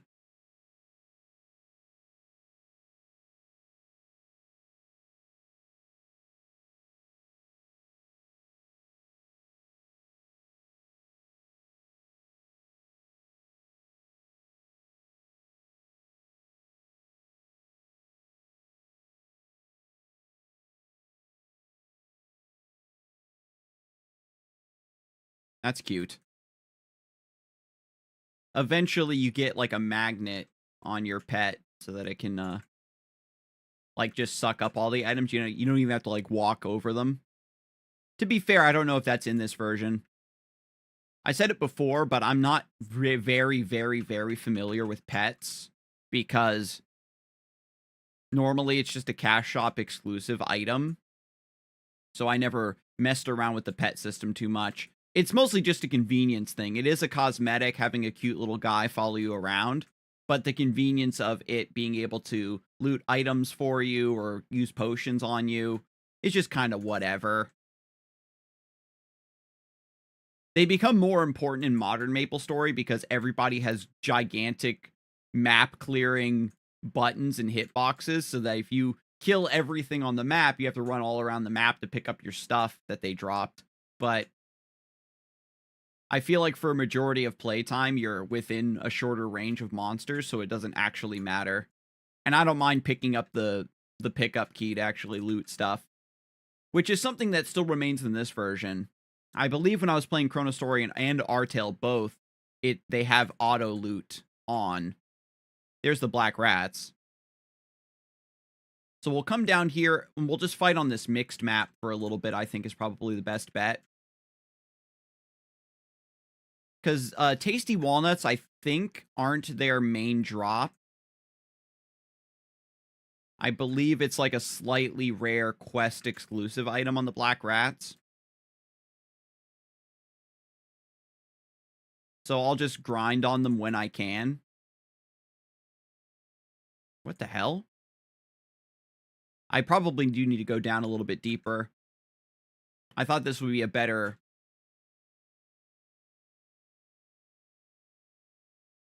distribution, but I guess it's not.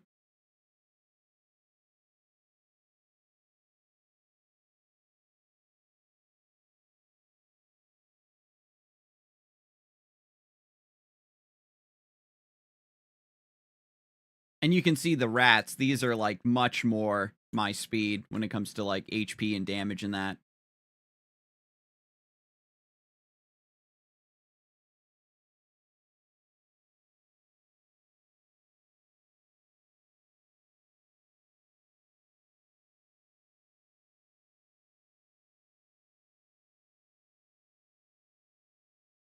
Yeah, still mostly just regular rats.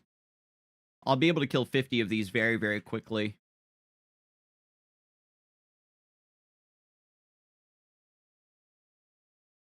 as I make my way down to where it's just black rats only, so I can get those walnuts.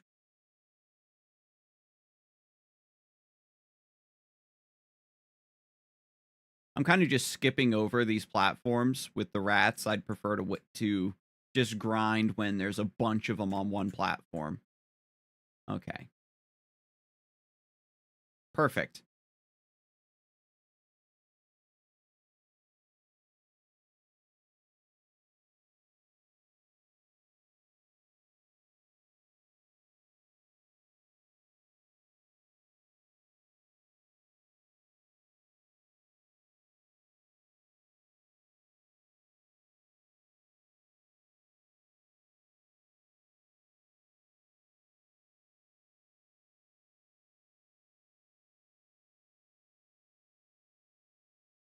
There we go.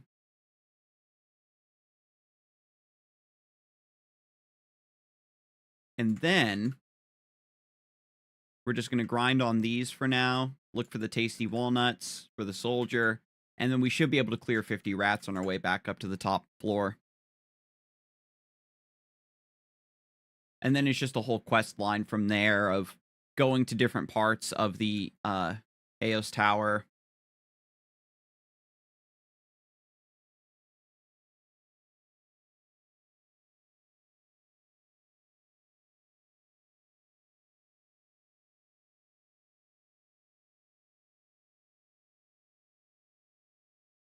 Ah, damn.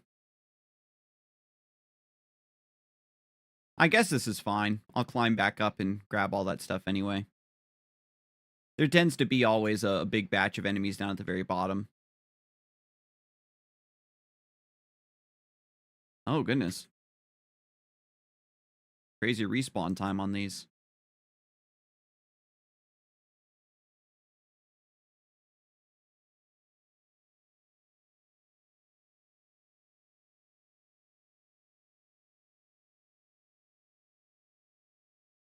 There we go. Dang, they respawn instantly. I guess this is good for me.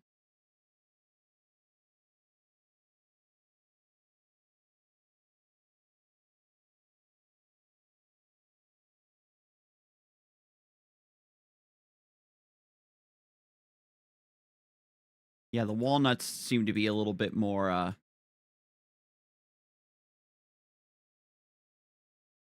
rarer than I remember.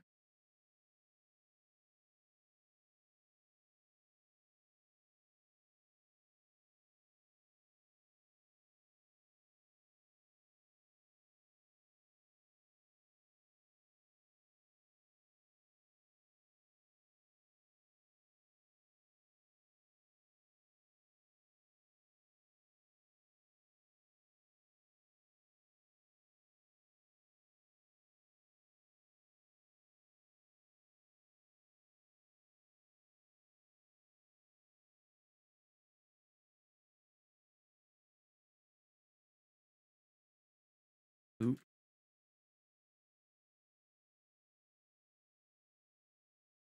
nice.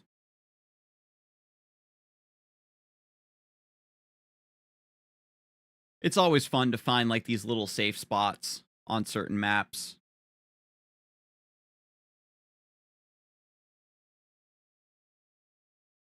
Because of the way the tower's constructed, even if you're like playing a melee class, you can still take advantage of it.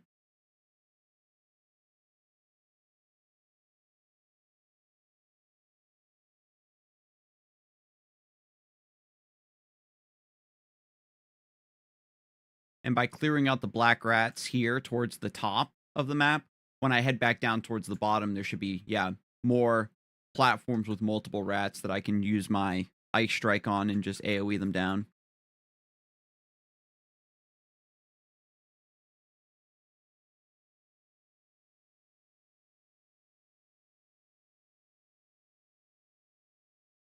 Speed pill. Whee!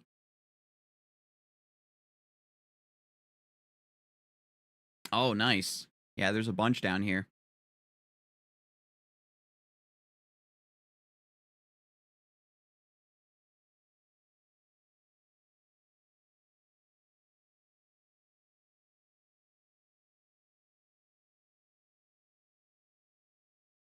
How many of those was I able to find?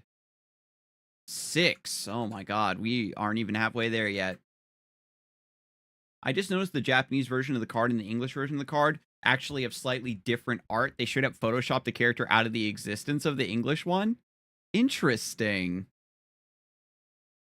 I don't know much about Macross, but that probably also gives it some really interesting lore for the Weiss Schwartz or Macross community. Because Weiss Schwartz, if I remember,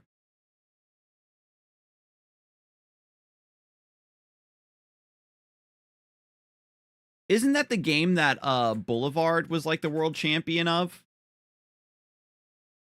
And so I think that they have been known to add like prominent players into cards.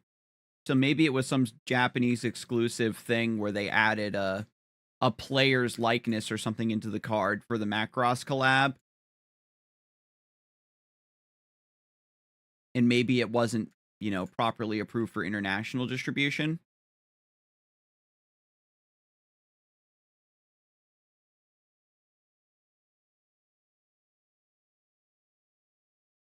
And Pokemon has some, like, you know, similar stuff with certain cards. Not really in the modern era, but some old cards, you know, are, like, banned or, like, had their art changed when they were translated to English, right? And we're starting to see a little bit more of that with the re-release of the Pokemon TCG in China, where certain cards they're making new art for, or they have exclusive artworks. Like there's an exclusive Cubone card from the Chinese collector set called the Gem Pack 3, and I got to try to get my hands on it. Because with that Chinese exclusive Cubone, and then there's one more Japanese exclusive Cubone that I need, and then I'll have a copy of every art printing of the card. Kenzao says, wait, what is Classic Maple released already? What are you playing now? Maple Story Classic World, they are taking signups for the closed beta that's about to happen. I'm playing on a forbidden server that kind of does their own take on Classic Maple Story. This is the Bane Sauce version. This is the one that Joe Hawk has been playing, Kenzao, if you're familiar with that YouTuber. But if you would like to play some old school Maple Story just to kind of shake off the rust and everything and kind of get back into the game ahead of Classic World release, definitely I would recommend playing like R-Tale or Chrono Story on Maple Story Worlds.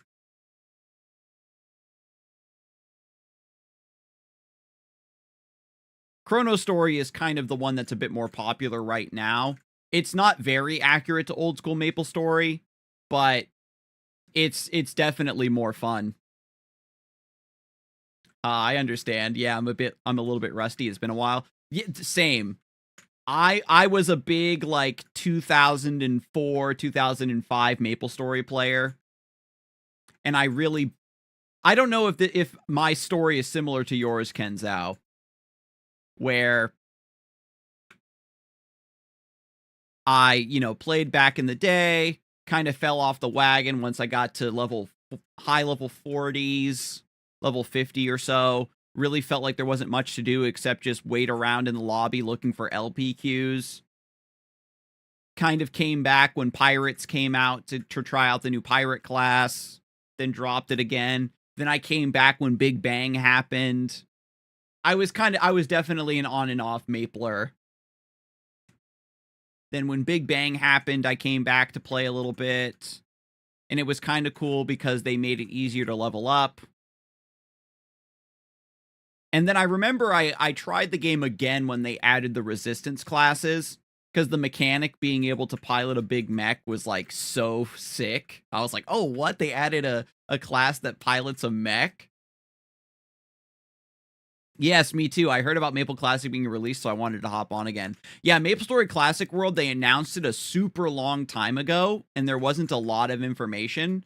Just a lot of tidbits from when they did the MapleCon demo, and then they recently did the in-person PC Cafe demos. But now they're taking signups for the closed beta that they're doing in April.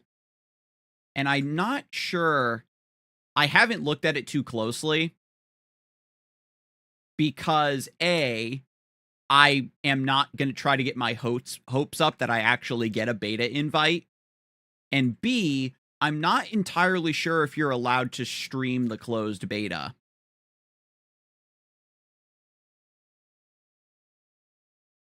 Sometimes it's like you're not allowed to stream or post screenshots, but you're still allowed to like post about what's in the beta. So it depends on how strict the NDA is going to be for the beta testers.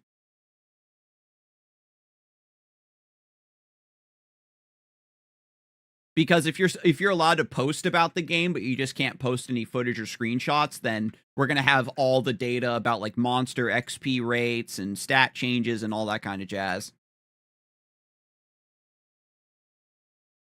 Yeah, it would be lovely to stream it, though, so the others that are left out can look in as well. That's what I mean.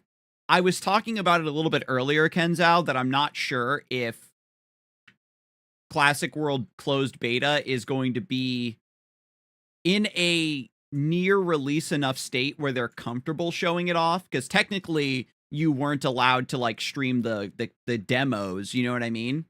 All of it is like shaky cam footage from people just propping up their cell phone and filming the monitor. But those are like a more specifically insulated experience of, yeah, your character is automatically level 50, just run around and, you know, have fun with the reworks and the buffs and the nerfs that we made to Second Job was kind of the point of those demos. And for people to explore the Forgotten Hollow. But with the closed beta, players are going to be starting from level 1, and so they're probably going to want to try to get a little bit more data about what the XP curve is looking like and how quickly players are actually leveling up. And I was speculating that the closed beta would be more about collecting actual feedback as opposed to building hype, if that makes sense. They might be able to double dip on it, though, but it just really depends on how confident they are in that version of the game. If it's meant to be pretty bare bones, there's even a chance that maybe it doesn't have Forgotten Hollow in it. Like, we don't know what the extent of the beta is going to cover. If it's something really crazy where it only goes up to level 30 or something because they want to test the first job XP curve specifically, or test KPQ specifically, that sort of thing.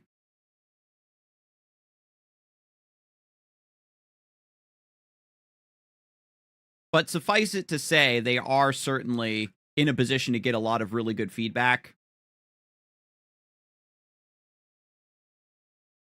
And if you can't stream the game, it does allow players to focus much more on playing the game rather than, I don't know. I guess it doesn't matter, because if you can't make content, but you're still allowed to post about it,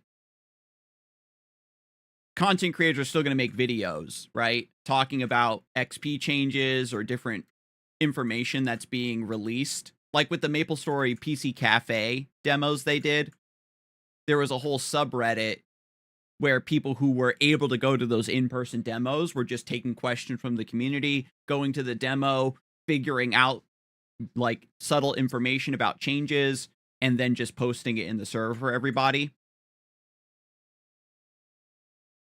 And so it would be probably be a similar thing regardless.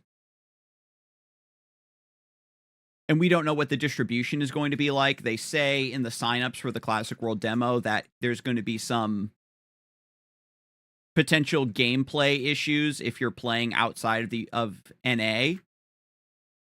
And I know that there's a few like European MapleStory content creators that may or may not try to get into the demo, or how they're going to distribute those players. There's like so many questions up in the air about how the closed beta is really going to be handled.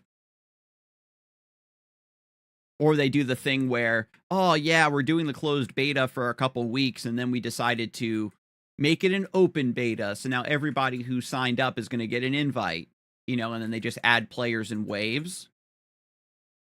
Then you perhaps get a more realistic representation of what the live server would look like, because everybody's going to be at slightly different level ranges potentially.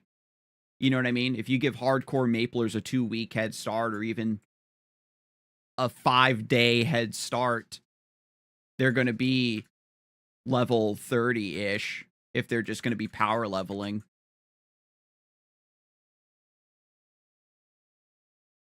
So yeah, there's still a lot of speculation about how things will actually go.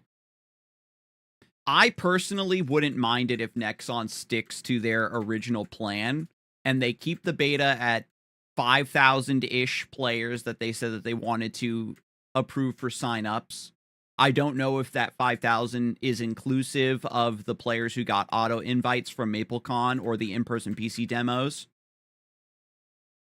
And then just test it like that.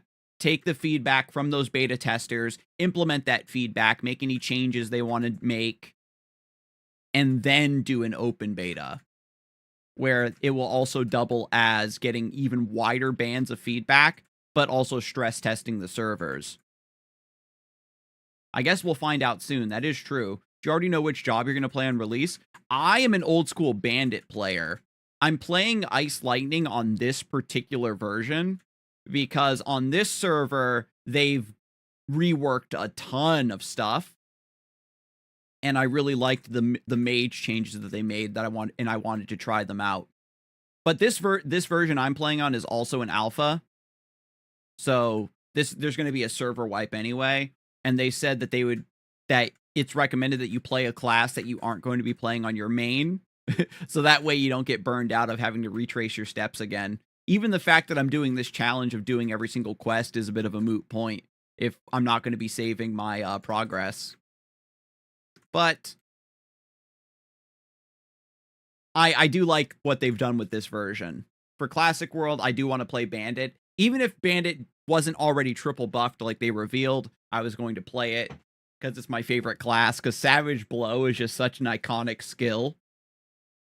I'm probably the secondary class I want to level up, though, is probably going to be Axe Warrior, like an Axe Fighter. Because I loved axes, I just always disliked that they were mathematically inferior to swords. And playing warriors is really miserable in old school MapleStory, if we're being really honest with ourselves.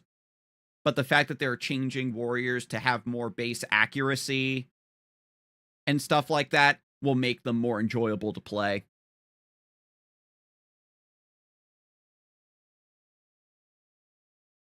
We got the Salt shoes. These are level 35 shoes. Yes. Cool. Yeah, I saw some warrior changes to accuracy. I'm going to be going Dark Knight this time. And that is another thing I talked about on a previous stream as well, Kenzao, is we don't know if how deeply they're going to rework third job. That's another thing we don't know. The only changes we saw are nerfs and buffs to second job, but we don't know if they're going to change third job around, if it's going to be more reflective of what they look like in Modern, for example, or even more nerfs and buffs to certain classes. You know what I mean? Like Pages, the way they have their elemental charge system, there's a lot of potential there for changes and reworks.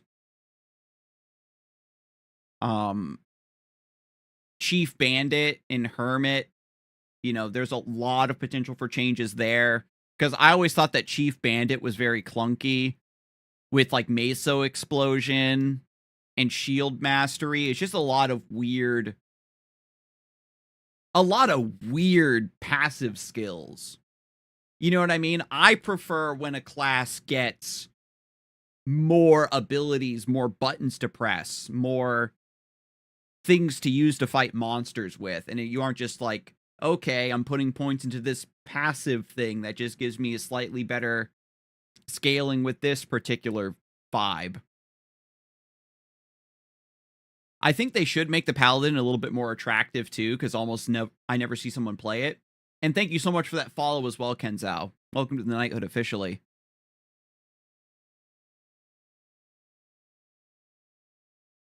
All right, so we got the culminating with monster disguising itself as a dollhouse somewhere inside.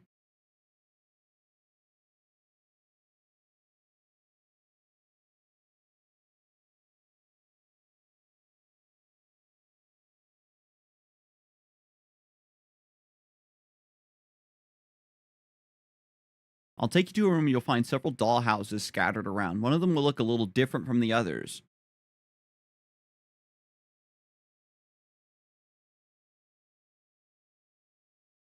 Okay, we can't harm the monsters inside. We have to find the dollhouse that looks slightly different. Now, back in the day with this quest, the dollhouse that was different, I think, spawned in the same spot. So if you already knew where it was, then you could just immediately just go and farm it. And if I remember correctly, the change of the dollhouse, it's like a spot the difference. It's like on the front panel, it's different. Let's have a look-see.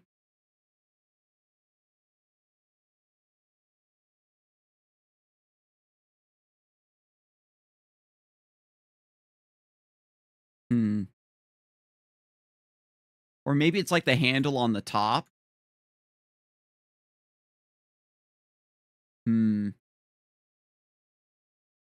It was on the handle? Okay. So that's what it was.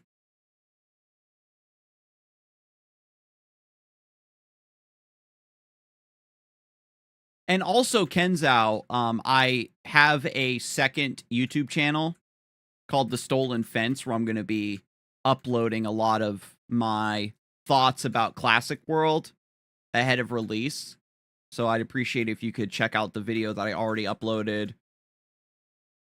And then that way, a lot of the things I've talked about so far on stream, I'll be able to, I'll be able to get my thoughts a little bit more organized.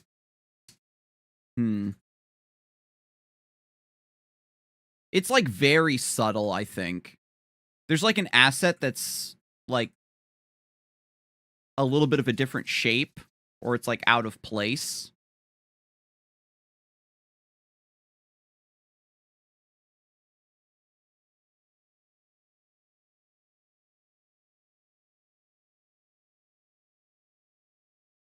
It is. I had a picture of both beside my screen. That's the way to do it, right? Is to just open up a picture.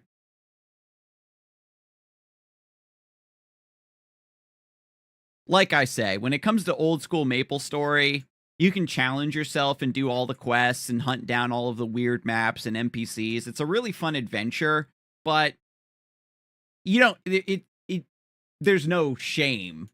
Nobody actually cares if you have a wiki open and looking up information. Like, that's basically what MMORPGs are at this point. It's just a giant collective of shared information between players. Like, even back in the day, for old school MapleStory, we had websites like Basil Market that would tell you what monsters dropped what items and how much they sold for.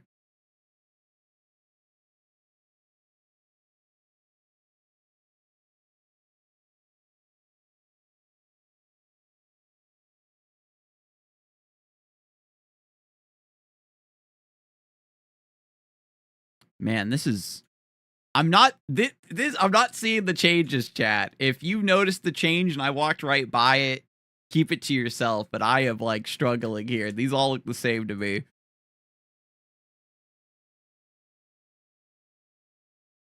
My rusty maple brain is telling me. Oh, wait, hang on. I think I spotted it. No. I thought that... Okay, no, I thought they changed the pattern on the door.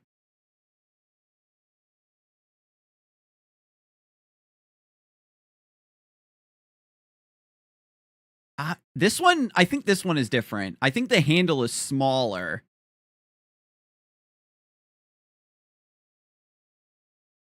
No, I can't tell. uh,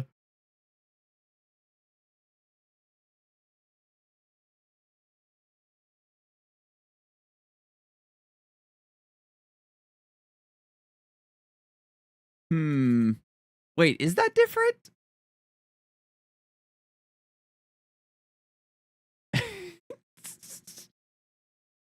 Oh my god.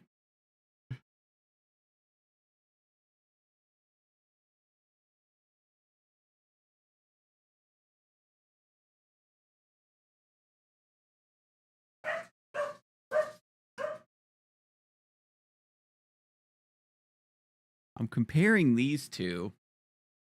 I did the same thing yesterday for like 15 minutes. I gave up and searched it. It's like one of those things where it's really minuscule, but once you know what you're looking for, it's super obvious. Oh my god, you should have seen when I was going through all the jump quests, Kenzo. Hmm.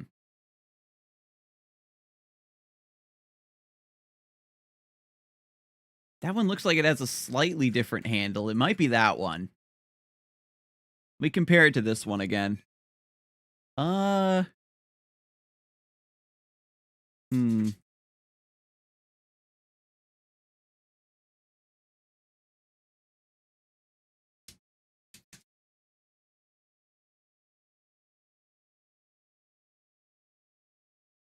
I don't know if this server,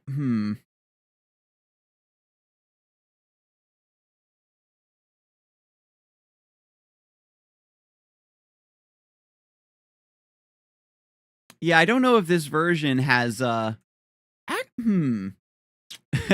like, this fucking quest, man. I'm gaslighting myself. I'm like, this one looks a little different, but does it though? There's like just enough time in between going from one house to the next one where it's like, no, that one looks the same as the last one, I'm sure.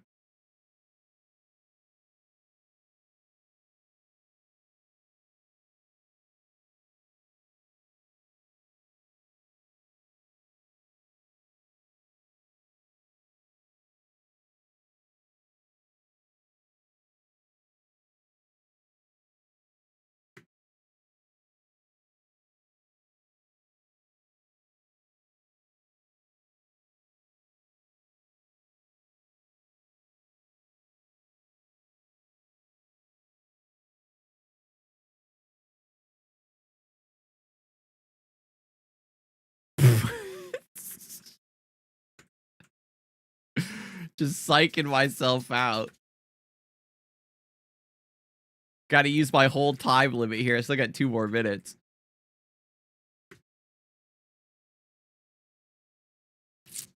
Hmm. It looks the same. I'm dying. What am I not seeing?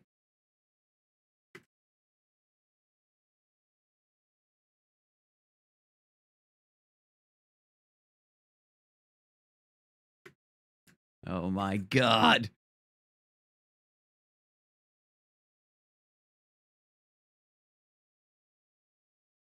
Hmm. Hmm.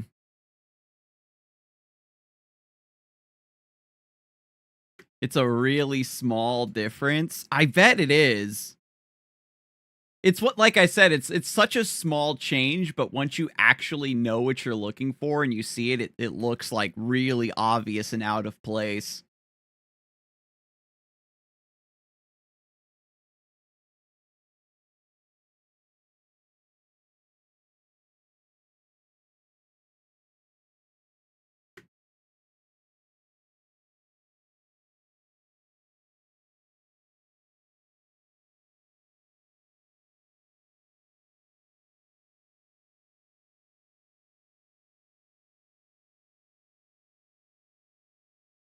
It's easier to travel down the tower.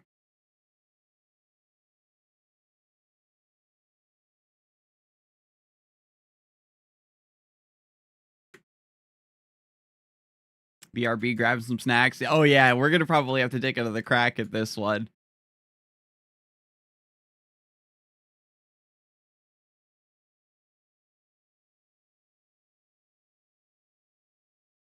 I'll just have to try whatever house I'm close to.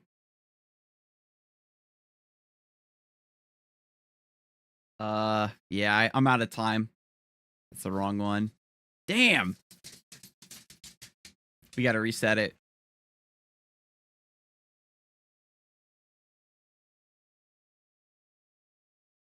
Hmm.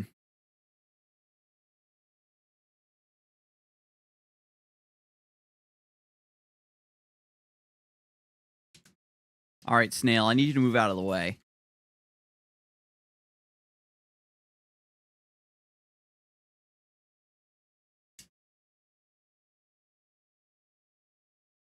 That cross is in front.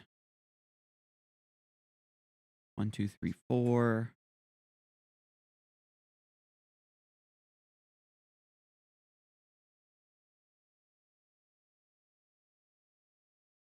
Three crosses in front. 1, 2, 3, 4.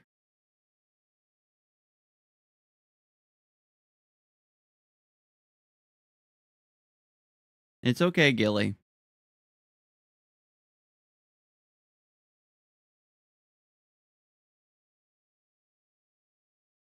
I feel like the change was like near the handle at the top.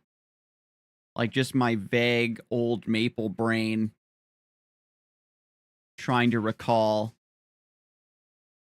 But that might not be it.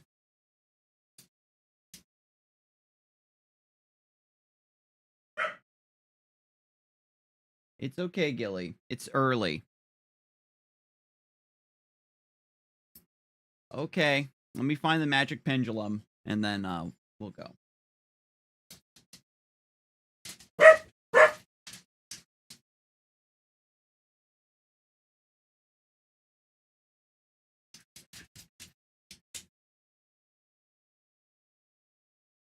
There was, at one point, I saw one where it looked like the handle was a different size.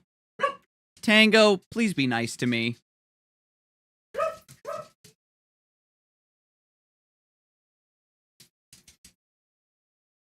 I'm seeing if, like, the little circle on the doorknob or at the top of the house is slightly different. The chimney is ever so slightly off center. I feel like it's a trick of the light, but I think that this one is different. I think the handle is slightly smaller. Damn!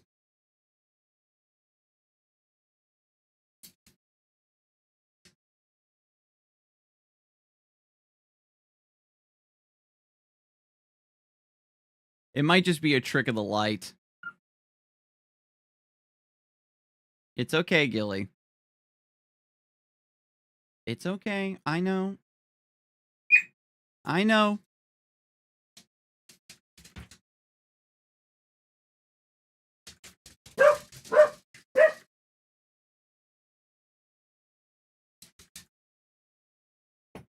Hmm.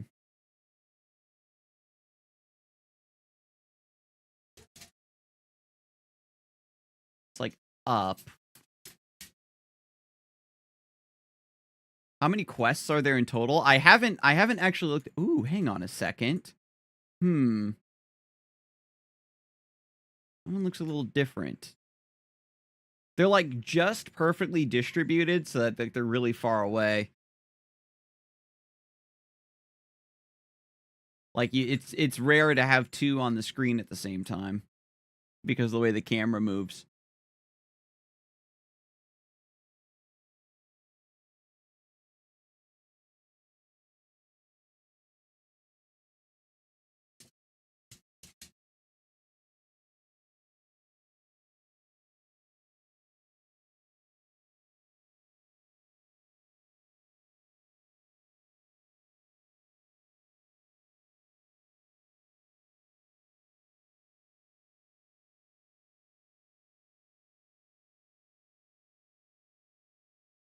I know. You're so patient, Gilly. Everybody loves you. You're the best little girl ever. We'll take you outside in just a second. Okay. You can't teleport inside? What do you mean?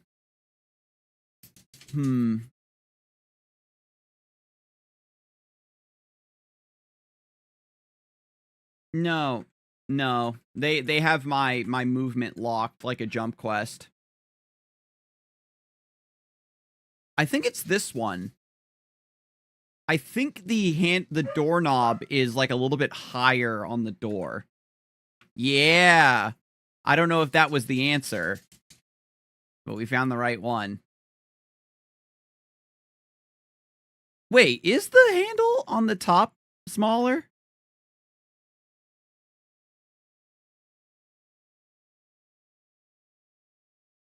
Like, I might have just gotten lucky. It's rounder. So it's the handle at the top like a lunchbox. Okay, yeah, that's so subtle. Slightly rounder handle at the top. Yeah, I guess I can kind of see it. It is very, very subtle.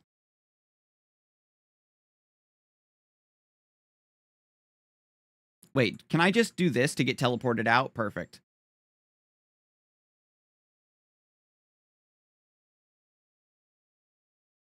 Wait. Oh man. So I have to stay inside the map, find the pendulum, and then give it to the NPC inside. I thought I had to just find it and get out of here and then give it to the guy outside. Damn it. My hubris.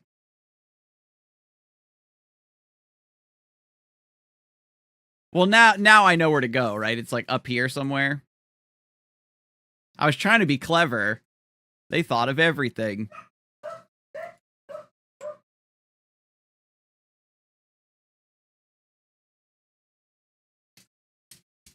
Isn't it random? I don't know. Let's see. Was it this one? I think it was this one. Is it random? Oh my god, I think we're done. Okay, let me... Gilly's whining really bad, so she probably has to go potty. Let me go take her outside real quick. And when I get back, we'll find the pendulum and then give it to the right guy.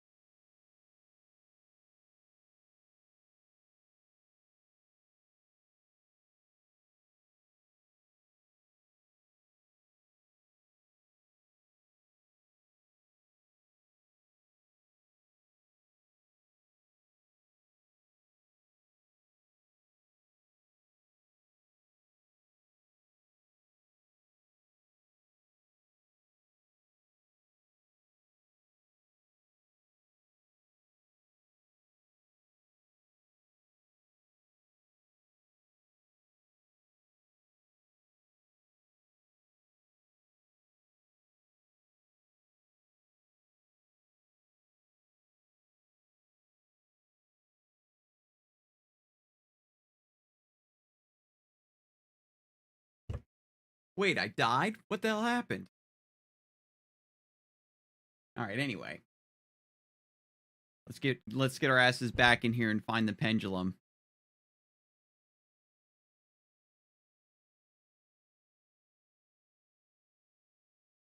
Oh man. Welcome back. Thank you, Kenzao. All right.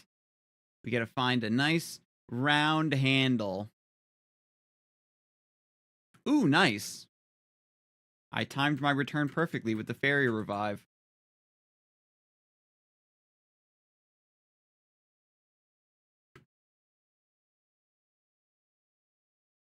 Rude.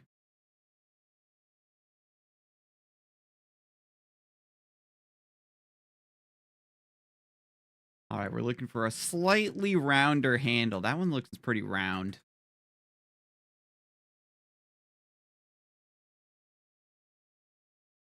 That one looks flat. That one looks kind of more oval shaped.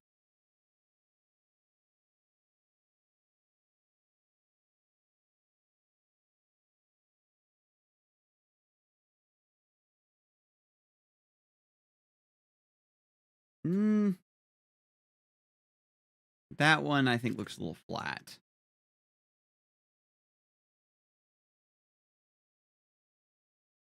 Yeah, that's definitely not the right one.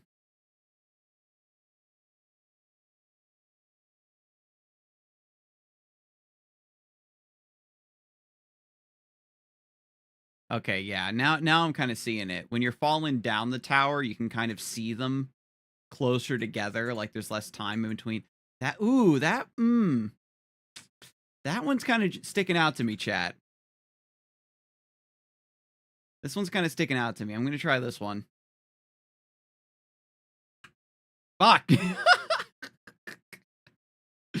Wow, I played myself.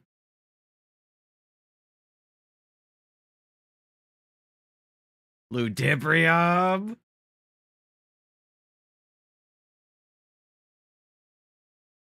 It was just my imagination. Oh, this one looks good. Okay, let's be for real this time. I'm messing around too much. Definitely not that one. I think it's just the trick of the light, like the background. Okay, but for real though, this one does look a little different.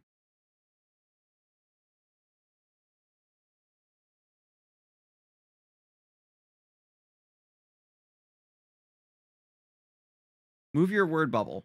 No, that one. No, that one is the same. We got to keep searching. Rude. God, these spiders hurt. That one's the same.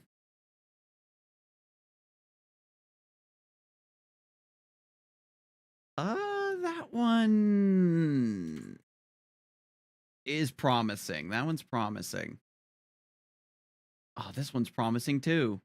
If they both look promising, then that means they're the same, which means that they aren't different. You feel me? This one is not it either. Oh, this one looks a little rounder to me.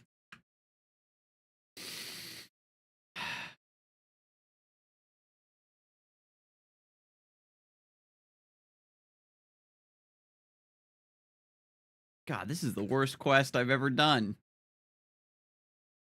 I remember this quest, which is the funny thing. I just don't remember it being this hard.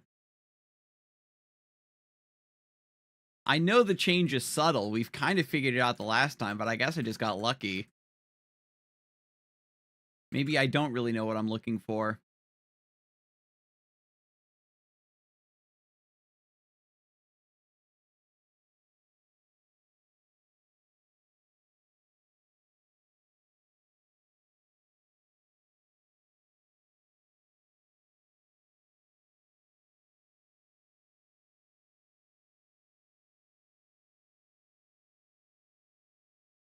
Yeah, it's definitely not that one.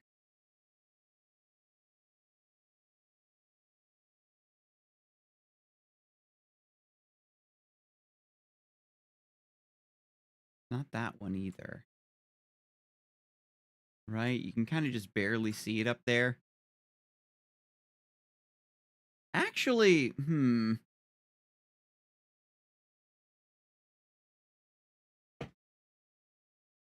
Yeah, it looks almost identical, but if you have the fake and the real one on the same screen, it's super noticeable. Yeah, we need to be able, we need the fake one. We need the real one to spawn next to a fake one on a layer where we can put both of them on the screen at the same time.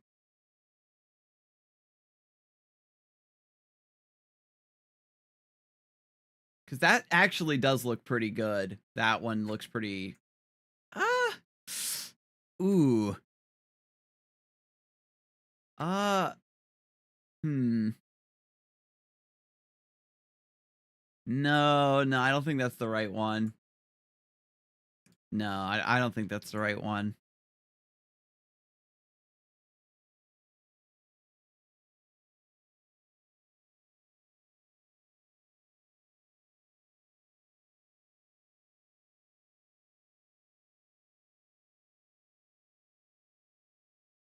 It's like... when it's near the top of the screen, it doesn't look like it's very rounded. But when I'm like standing next closer to it, it looks like it.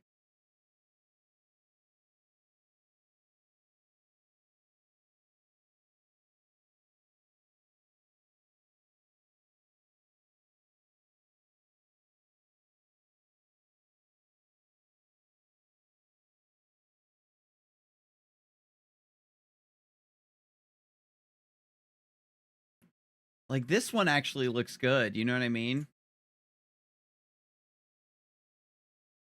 But you can't just say this one looks rounded. It's like you need to be able to compare them.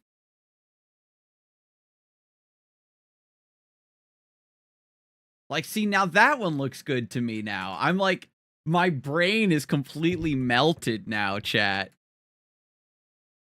Like, this looks good to me. Like, this is... it's got to be this one. Oh my god. I'm losing my mind. My eyes have stopped working.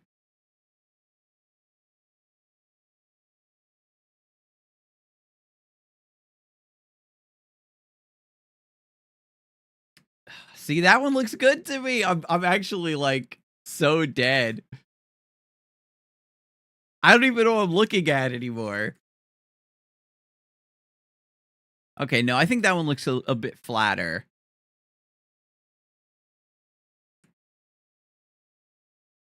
Yeah, that one's definitely flatter. Okay. I need to chill. I need to take a look at all of them. That one's too flat. That one's too flat. See, this bottom one is actually a little bit harder to see, I think, because there's like stuff behind it. And I think maybe that's what's messing up my perception a little bit. Is depending on what sprite is behind the house, it's tricking my eyes a little bit.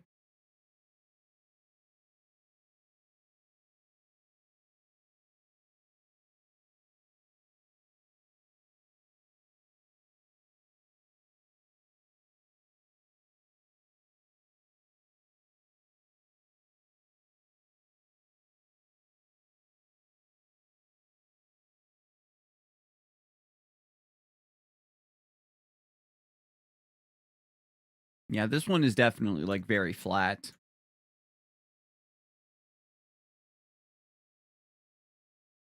With that darker background, you can really tell in the negative space. I'm gonna die to these spiders one of these times. I'm like gonna forget to heal.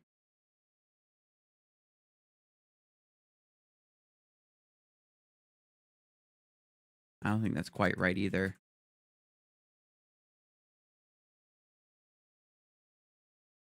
I vaguely recall there being... I don't know. Did they ever change it? I wonder if that's something they'll do in Classic World, is they'll make different house variations. Like, I would hate if they made the quest easier, but I don't know.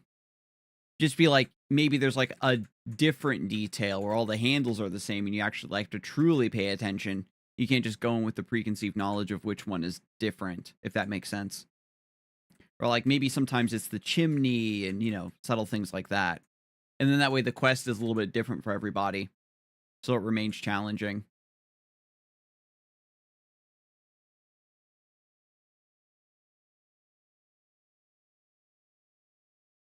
It's not that one. I don't think. The funny part is that I found the pendulum and then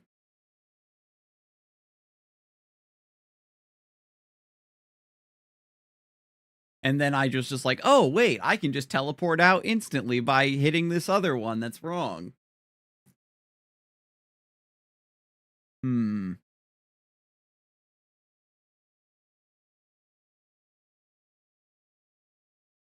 Those do look kind of different, don't they? Maybe not. No, I don't think so.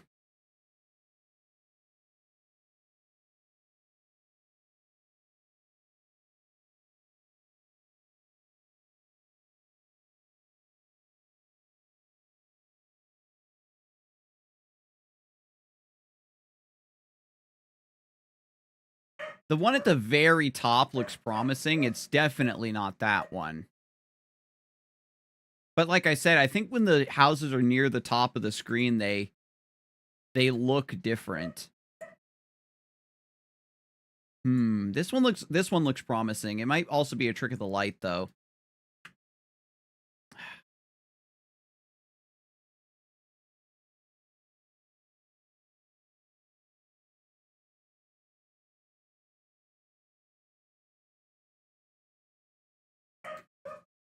I'm like squinting so hard at these. Like that one looks good too. Like that one looks good. It's like always that one in that position. I think that it's really specifically because of where it's situated.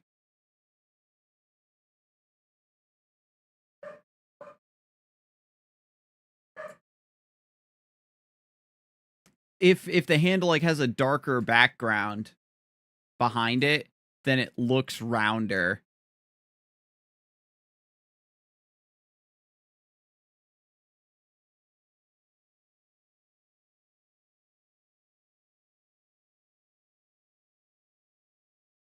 Hmm. Hmm.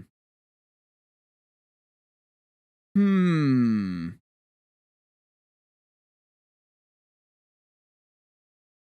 I feel like the right side of the handle is slightly different on those two. If I can compare that. Okay, yeah. See these are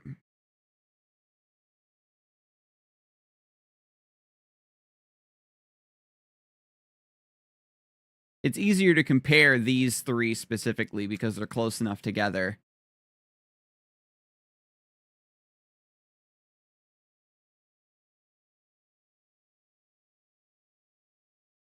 But yeah, I can see that that one is like a straight line and this one does look a little bit more curved on the right side. If we compare that one to this one, oh yeah, it's this one. I see it now. I see what I'm looking for. Yes. Okay. Ah, yes. Yes, indeed. Now I see. I see the difference. You were right, Kenzo. With those three houses being grouped so closely together, it's much easier to look directly from one to another and see that subtle change.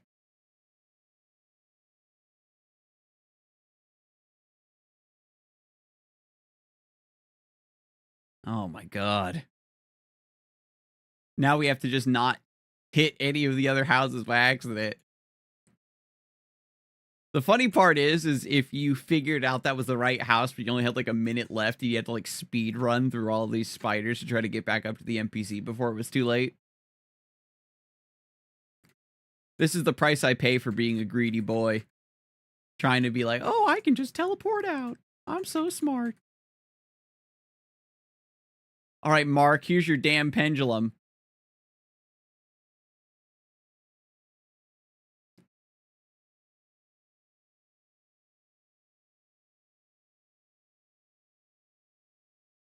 All right, we got to get the pendulum to Grandpa Clock.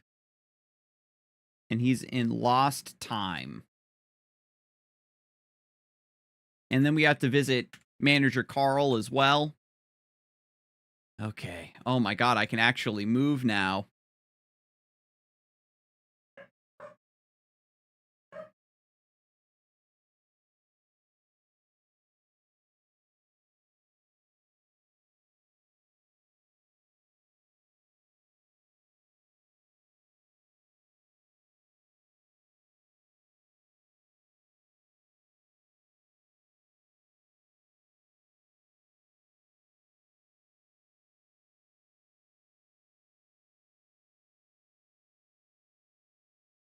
This is also one of the reasons I picked a mage on this version, is teleport, just so I can get from A to B a little bit faster. And on this version, they actually give mages teleport in first job, if you can believe it. What an insane change that I love so much. That's definitely the sort of change that, you know, the average Mapler wouldn't think about. On this version they give mages teleport in first job, but then they replace nimble body for thieves with just a passive that increases your base speed and jump. So thieves just naturally have higher movement speed as like a fitting thing for the class. And like thieves still get haste and stuff like that. And that is another thing I'm wondering about what they're going to do for classic world.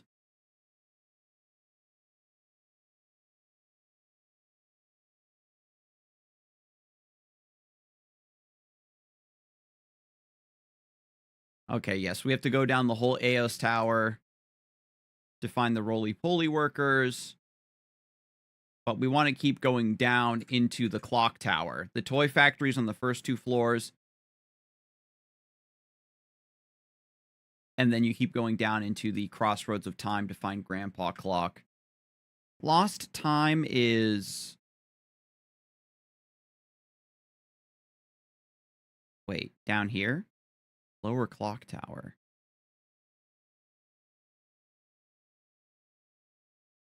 I forget where Grandpa Clock is. I think you go straight down the middle.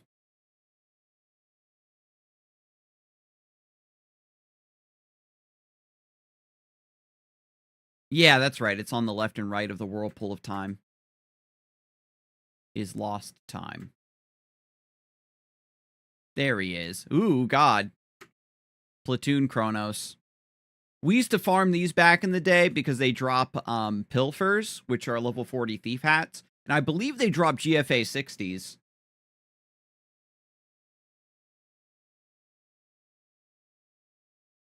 All-purpose clock spring. TikToks. Okay.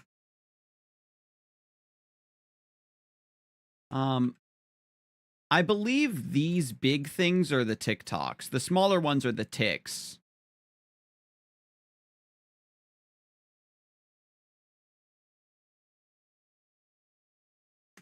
My God, they're tanky.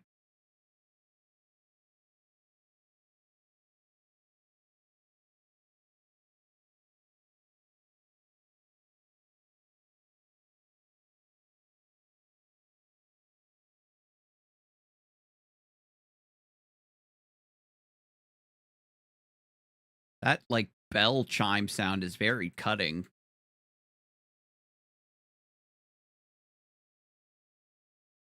Did they always make that sound when you fight them?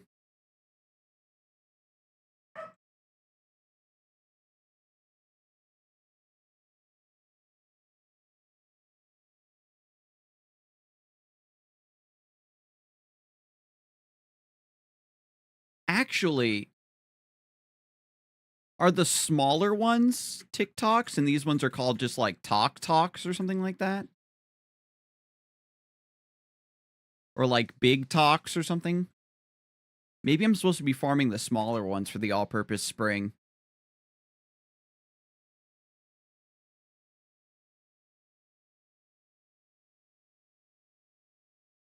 I think the small ones are called ticks, and the big ones are called TikToks.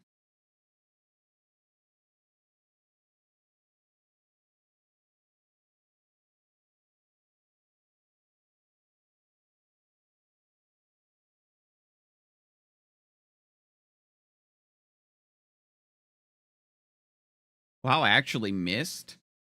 I must be at like a 99% hit rate on these or something.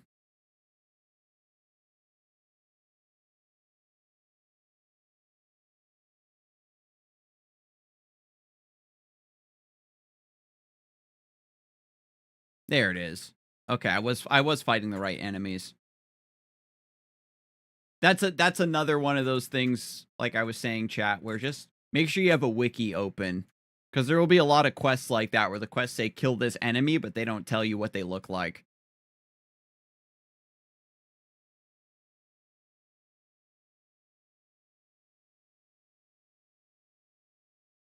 And then we go see Olsen. We've also got to report back to Marcel, I think. So let me just use a return scroll.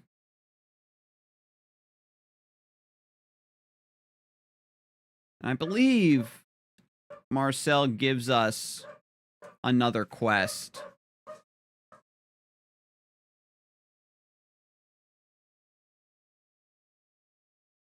There we go.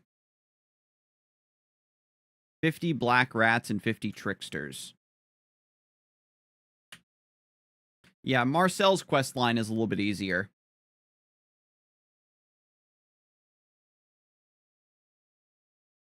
In a few months, you can do it again. Yeah. I just saw that message as well, Kenzo.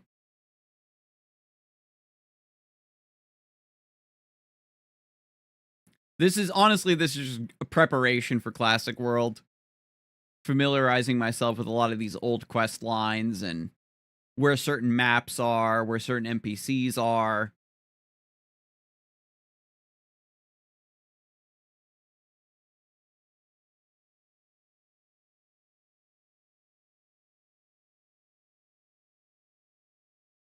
I do have some hope for third job in Classic World. You know, maybe they give bandits that Chief Bandit's flash jump. That's one thing I've always resented assassins for. Even more than the Dexless slop, even more than their crazy DPS, even more than their just really good damage and all that, is they get flash jump and I don't as a bandit. How rude. Ooh, another magic attack 60. Tight. Okay. So we have to find the 10 roly-poly workers. And I guess as we work our way down through the tower, we'll clear tricksters and black rats.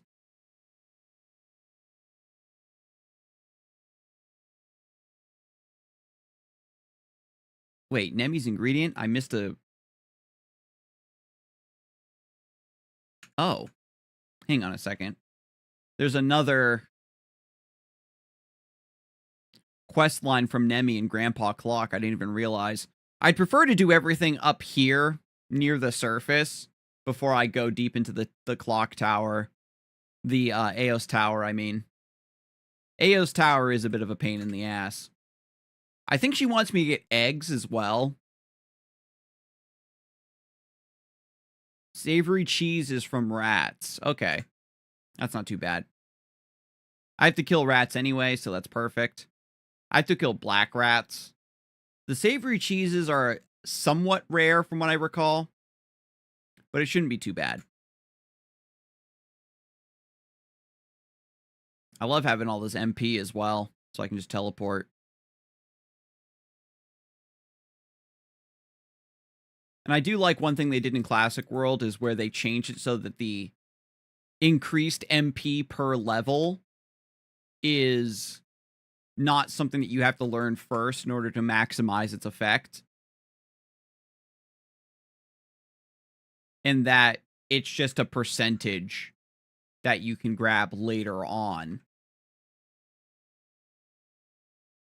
Which I am totally on board with.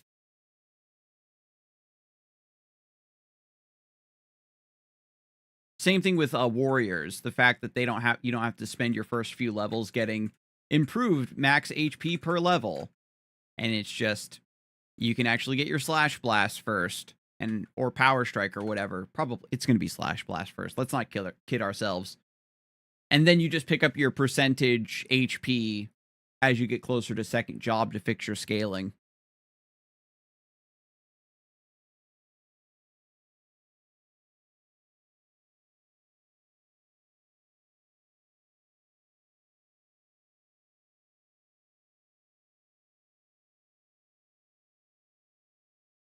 Okay.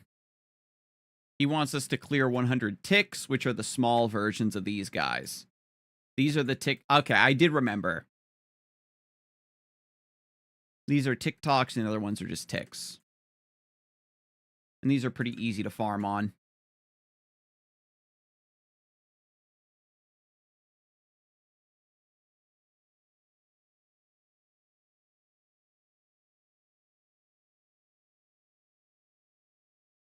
Wait. I wonder if this is a safe spot on top of this block. These guys seem pretty short.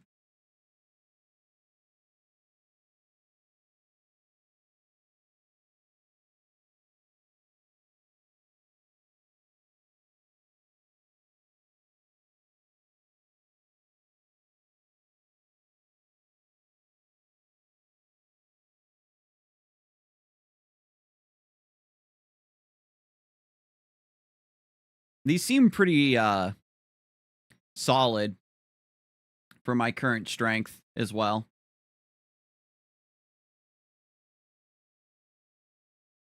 Okay, I guess I spoke too soon. These things are beefy. It looks like I'll have just enough time to level up before I end the stream, which is also nice. And then I have to work on some YouTube thumbnails for a client. And then I will try to write some scripts for the Stolen Fence channel. I'll have to download this VOD, and I'll use some of the me training on rats and stuff in Ludi as just B-roll to play in the background.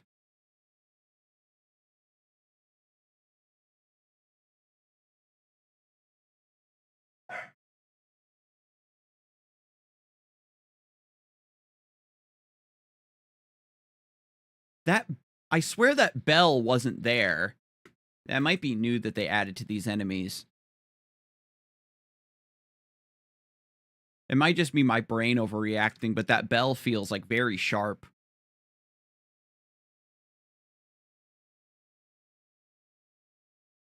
Was it a different sound effect they used to use?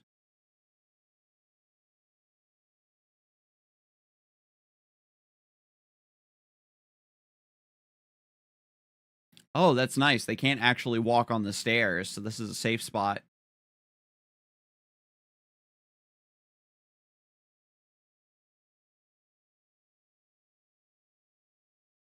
Wow, rude. I feel like we're making pretty good time to kill 100 of these.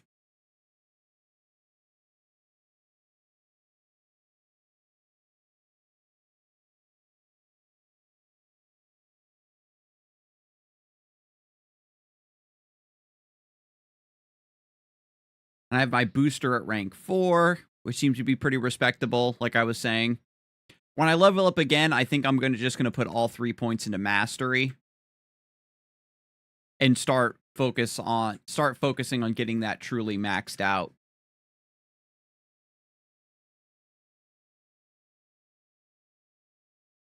Because you can see sometimes I hit like double digits, which feels really bad.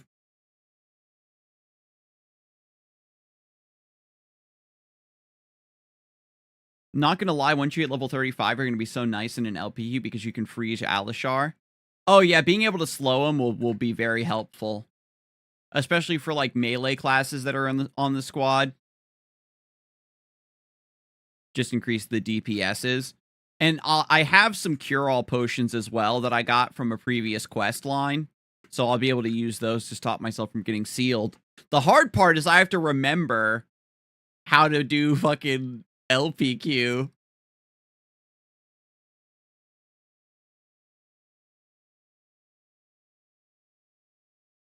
These little these little dice that you can stand on as a safe spot against these are quite nice.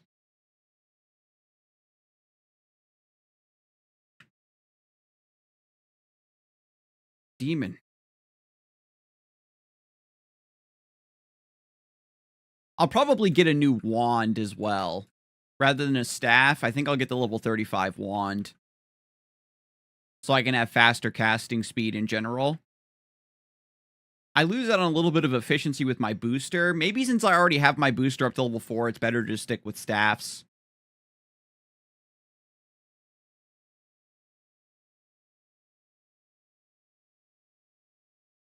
It's a tough call for sure.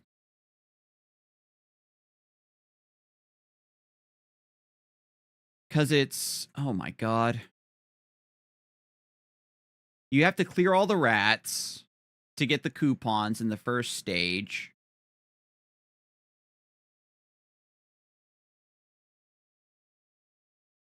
Then there's the one where you have to spread out and clear all the monsters that are inside the different rooms. And then you drop an item to mark the portal that it's already been cleared off.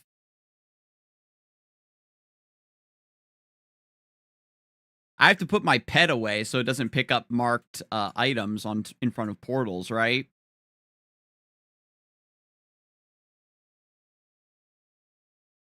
And then there's the platform number combination. It's like 231 111 123 333 221. Gosh. I'm pretty sure I'd be able to do JMS.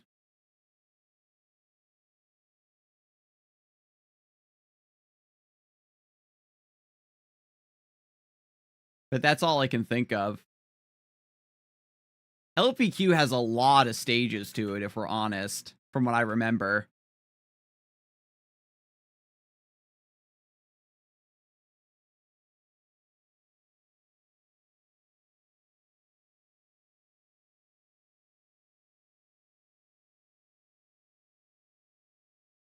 I'm wondering... Now that I'm thinking about LPQ, I'm reminded more and more about how Classic World isn't going to have Ludibrium right away. It's not going to have LPQ. And we're all going to be miserable during this level range with no LPQ to power level through it. You just have to grind on. Without Ludi, what's the most efficient monster of this level range? I think it's boars.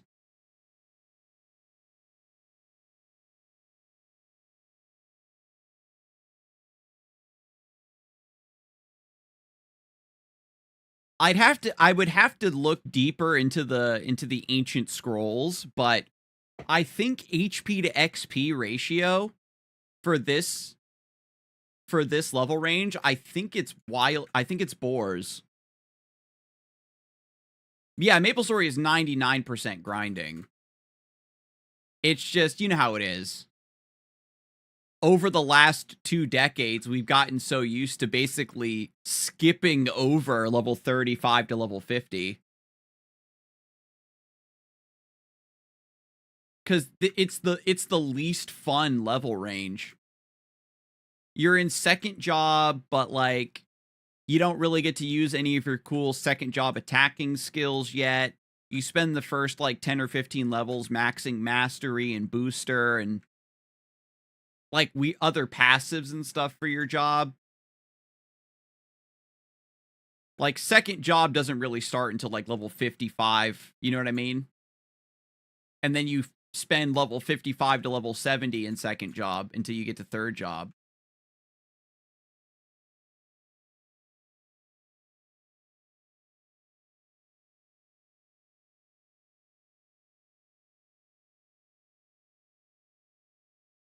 I guess, no, you've got to be like roughly level 55 or 60 to start training at stone golems.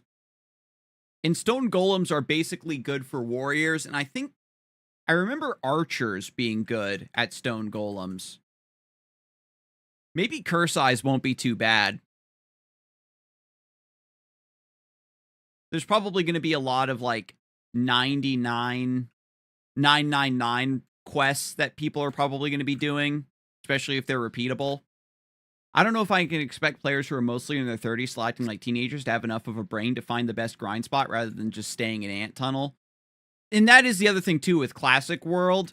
If depending on how drastic they make changes to monsters' HP and XP and stuff like that, the different grinding spots at different level ranges will change. People are going to be looking up the old Ayumi Love guides for training spots because the places that are the most efficient to change are very subtly different depending on your class. You know what I mean? Like, if you're training the ant tunnel, heal got nerfed, right? So, like, going to the ant tunnel and trying to spam down on zombie mushrooms as a cleric is probably not the best use of your time. Unless Holy Arrow is just insane. Because we know that Holy Arrow got buffed, but I hadn't really seen any of the new damage calcs for Holy Element versus Undead. Nice! And like I say, there's just going to be generic grinding spots like boars, the stuff that people already know about. But here is another thing about Classic World is that every single good known training map is going to be crowded. Everybody's going to be power leveling and power grinding, even during the beta and when the game is fully released. I'll tell you why. You are incentivized to get to a very high level as quickly as possible because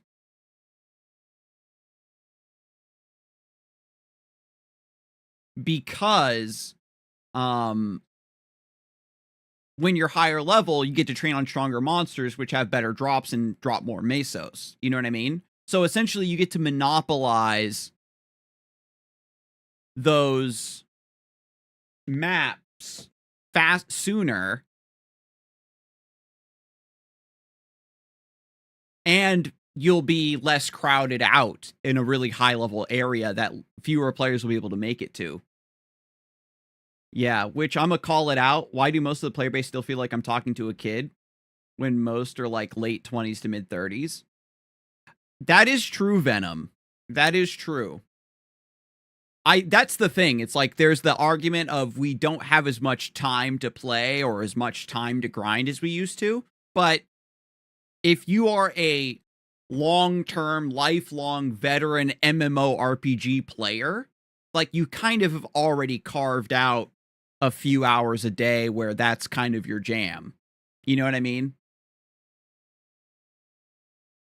You know, the average person might be like, yeah, I spend a few hours a day just chilling, watching anime or, you know, watching whatever show on streaming after work. And a hardcore RPG player is going to get off of work and rather than spending those 2 hours relaxing by watching TV or whatever, they're going to be like, yeah, now I'm going to just grind a couple hours before bed. You know what I mean? And so we have more knowledge and much more efficiency than we did when we were younger as well. So we already know where the good training spots are, what the best equipments are, what the best skill build is in order to maximize our damage and our training. Does catering the game to 30-somethings make it harder for teens to enjoy, though, vice versa? It's hard to say. I don't know, like, what the data is about the average age of the, you know, of the average Mapler. When we think of modern MapleStory, I would guess that most people who play modern MapleStory are players that are a similar age to me that started playing way back in 2005-ish and just never fell off the bandwagon the way I did. Or maybe they got back into it and now they're just really committed because there's so much dailies and so much to grind for. I don't know what the average age of like a Final Fantasy 14 player is, what the average age of a WoW Classic player is, or a old school RuneScape reboot player is. You know what I mean? I think you're your player base is massively going to be made up of long-term nostalgic players that played the original version, and then maybe some newcomers that maybe missed the boat on those older versions, but were always kind of curious about it. And then they want to jump in and play, you know? And then, of course, players that played old school MapleStory, fell off the bandwagon, and haven't really paid attention to MapleStory in the last like 10, 15 years. And then suddenly they hear, oh, old school MapleStory's back. I remember playing that. Let me jump back on. They don't have any experience in the weird in-between versions or modern MapleStory or even MapleStory worlds in a lot of these reboot servers and old school servers that people have been playing on the last few years in preparations. And even when we were younger, you know what I mean? Even when I was playing as a teenager, there were obviously people who were still older than me playing MapleStory. Right? Because I'm going to be 36 this year. I'm old as dirt in internet terms. And, you know, there's people who are 40 something like, oh yeah, you know, I played MapleStory back in the day. Like, or maybe they're still playing to this day. They just really like the chill grind of it. And nothing else maybe really scratches that itch. Like, the reason I played MapleStory back in the day is because I liked old pixel platformers, right? Like old retro video games. And also it's a free-to-play MMO. I didn't have the money to pay for like a World of Warcraft subscription or anything back in the day. But what did I say? Oh yeah, we're doing Magic Mastery. We need to increase our damage. And we do get extra teleport range, which is nice.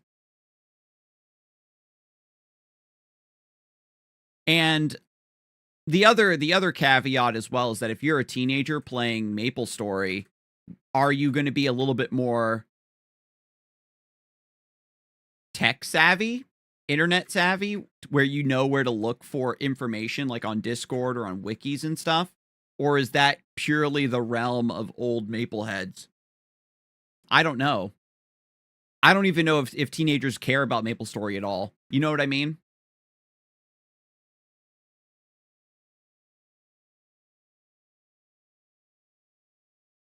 Like, if you were a teenager and you wanted to play an MMO, there's a lot of games that have MMO DNA, where it's massively multiplayer, competitive.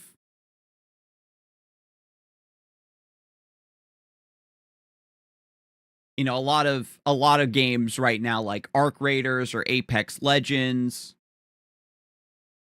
And this was another discussion that we had a long time ago as well, right? Is MMOs used to be the genre for being able to play in real time with other players that were real humans and interacting with them and the world. And every other game was single player or like a 1v1 competitive game like fighting games and stuff. And now the concept of playing online with other real players has become more and more prominent as time has gone on. You know what I mean? You go back to the days of like Call of Duty 4 on the Xbox 360 and the idea of having a game that you play online against other players as a big community thing as well, I think is where we started to break away from MMOs sort of having the monopoly on that style of socialization and community, and that bleeding out into other games and genres. I have heard too, Atona, that RuneScape has a surprisingly young player base, younger than you would expect, that didn't even play the original RuneScape. It's just that a lot of these retro games, and that's kind of the double-edged sword of it, where modern games that want to be social and have a bunch of players online and play them, stuff like Fortnite, you know what I mean, where you're logging on to hang out with your friends, have become corrupted by needing to constantly do collabs to keep players interested, They have to constantly add new features. Like, again, I'm using Fortnite as the big example here of a game that's just constantly got new cool thing to try out or experience and do with your friends, collaborations, all that kind of stuff, right? And MMOs, they have all the content in them, and you have to go in there and grind and dig it out and experience it for yourself. And I feel like players, there is kind of a bit of a hunger for a game that's not constantly throwing loud colors in your face and begging for your attention. It's a game that's there, and you play the game, and what you put in is what you get out of it, if that makes sense. Because I'm sitting here as a 25-year-old who while having a family computer in the early 2000s, had never played any of these MMOs when they weren't old school. I definitely get it. I think that MapleStory, especially, there probably are a ton of players who heard about MapleStory, or you're like, you know, there's like a big industry of YouTubers and websites that review MMOs, right? Because MMORPGs, even during like the WoW killer days, where a bunch of companies were releasing MMOs all the time, trying to have the next big hit. There's tons of MMOs to try, and there's websites that review them all and talk about the pros and cons. A lot of MMOs that have come and gone, and MapleStory is still here, you know. And if you're like, you know, people are always talking about MapleStory, and this game's been running for like 20 years. Let's see what all the hubbub is about. And you try to log on and play modern MapleStory, and you're like, what the hell is even going on? My buddy introduced me to both old school RuneScape and old school Maple in the mid 2010s. I love them more than their modern counterparts. That is true. Like, that's the thing, is old school MapleStory and old school RuneScape, now that the genre has evolved so much, has just completely moved away from the unique things that these old games would do. You know what I mean? There's no other game that's like old school RuneScape. There's no other game that's like old school MapleStory.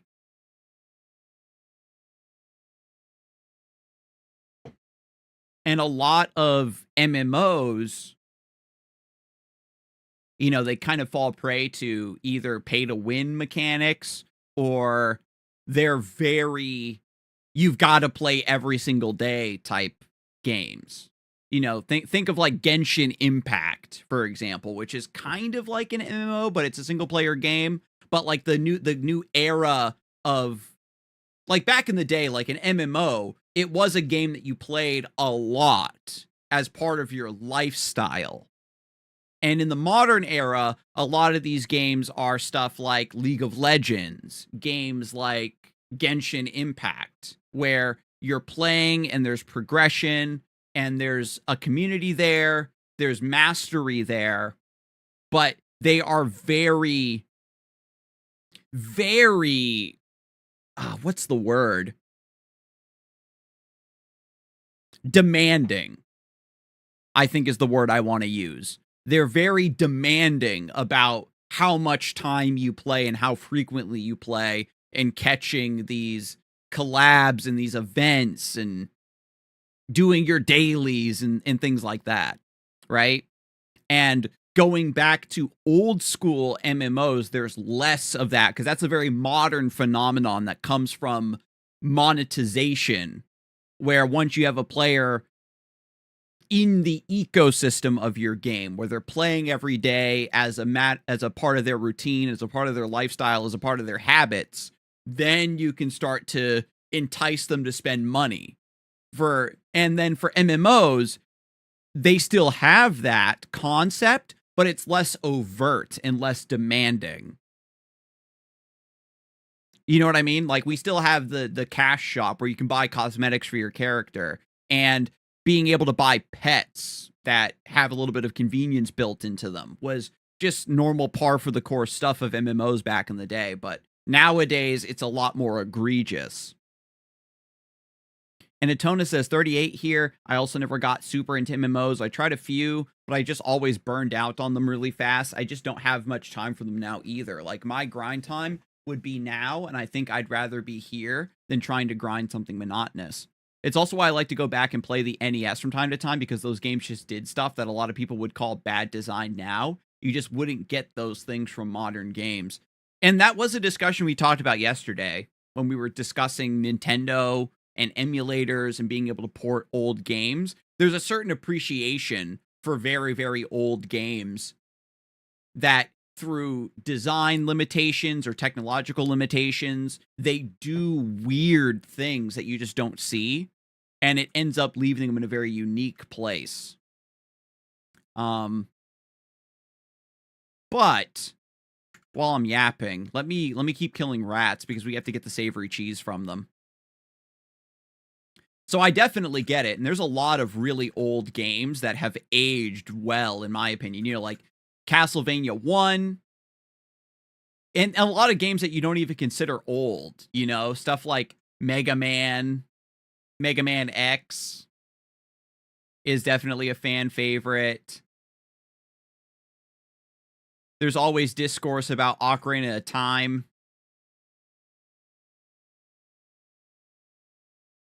Metroid Fusion is one of my favorite entries in the series for Metroid, and, you know, that's a pretty old game nowadays.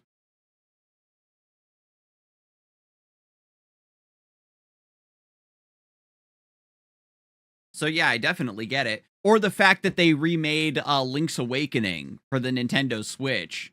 Link's Awakening is a super, super old game. And to modernize the game and remaster it the way they did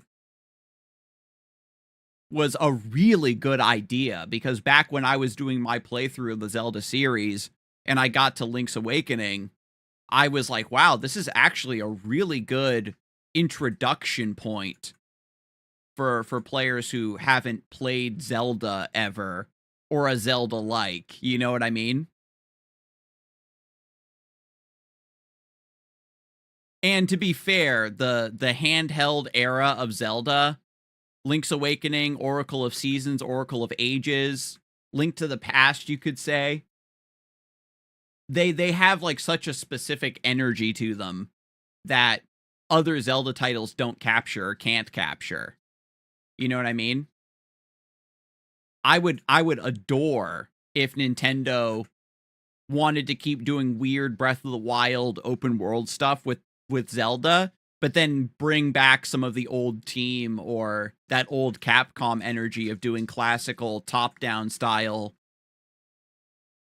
Zelda games, if that makes sense. So I definitely get what you mean, Atona. There is a chance that Classic World just completely catches fire,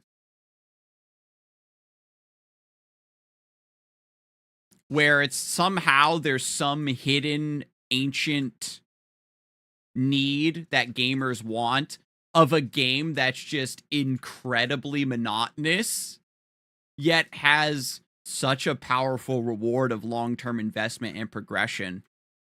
You know what I mean? Final Fantasy XIV has a little bit of that, but it also falls into the pit of not really being a social game. And it's for the best, because a majority of its player base has leveled beyond a lot of the beginner content from like the first couple expansions. So they made it so you can just do early dungeons with a team of NPCs. And you can treat Final Fantasy XIV like a single player game if you want, and just follow the main storyline quests of MSQ. But yeah, I mean, a game where I don't know if it's going to end up being that online hangout spot like it used to be.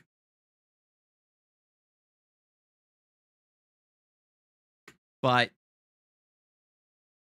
I think you are right, Atona, that MapleStory just kind of does something that no other game really does. Yeah, even if it doesn't have a sense of progression, reward is still necessary. Like, if you play a game that kicks your teeth in, you end up trying to do the same thing over and over again, you get that monotonous grind. But you don't feel attached forever, and it feels like a massive reward in and of itself. Yeah, I definitely get what you mean. Yeah, like, you think of a lot of games, too, that players love and play, and they have tons of replay value, and they spend a lot of time playing them. Stuff like Slay the Spire. You know what I mean? Because that's the thing with MMOs is you go in and there's like a certain expectation of, yeah, I've mastered this character or I'm making progression. And then in some other, or maybe games like Hades, I think does it, where it's a rogue light, where each run you save a little bit of progression. And so your subsequent runs become a little bit better. So even that long-term investment in a game like that, you're still rewarded for the time that you spent putting into it, even if you aren't very good. So it's kind of funny how a gameplay loop of I'm going to jump in, do a for a couple hours, right? A little bit of time, and then that translates into long-term payoff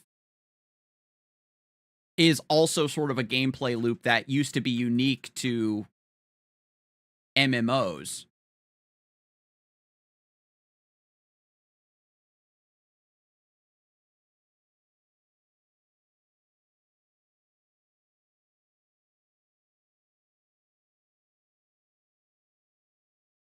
And when it comes to, you know,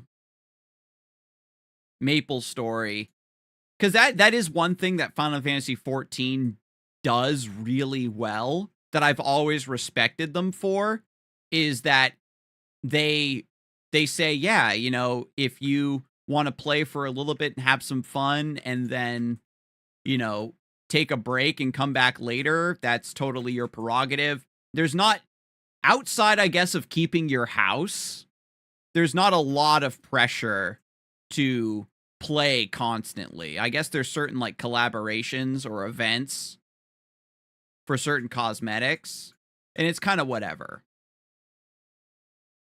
But you aren't omega punished if you don't play every single day or miss out on something the way you would in, say, a Hoyoverse title. And I think that that's what players really like. Again, with Balatro, a game that's unique and enjoyable, but you can approach with the expectation that you get to put the amount of time in that you decide.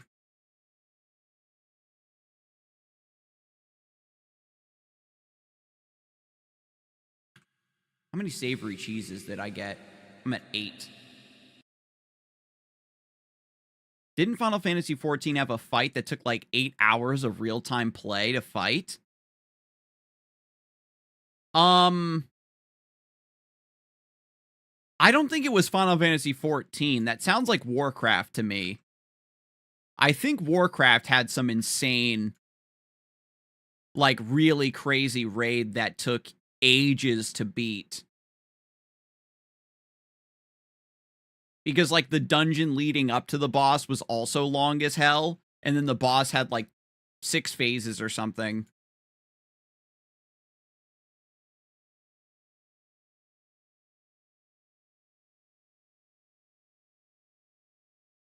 There are some really long dungeons in Final Fantasy 14.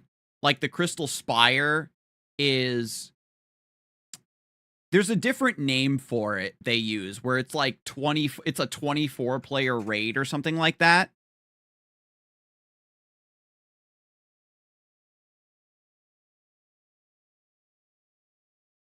And it's like multiple stages, and running through the whole thing plus the boss is like an hour and a half, I think.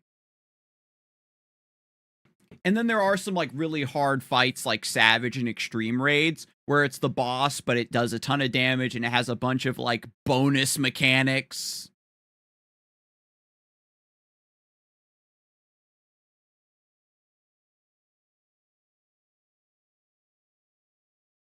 Small eggs from tweeters. Okay.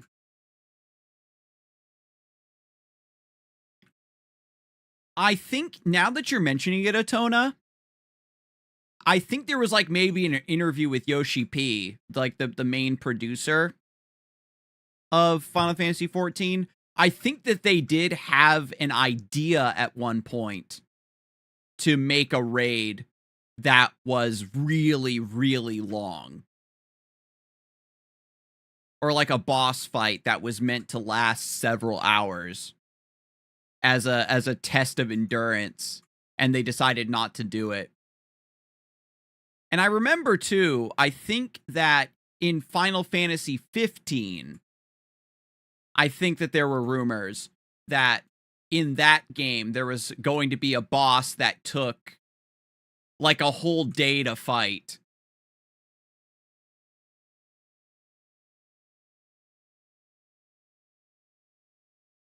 Because I know that, if I'm remembering correctly, there was like adamantoids, like these giant turtles that roam the countryside.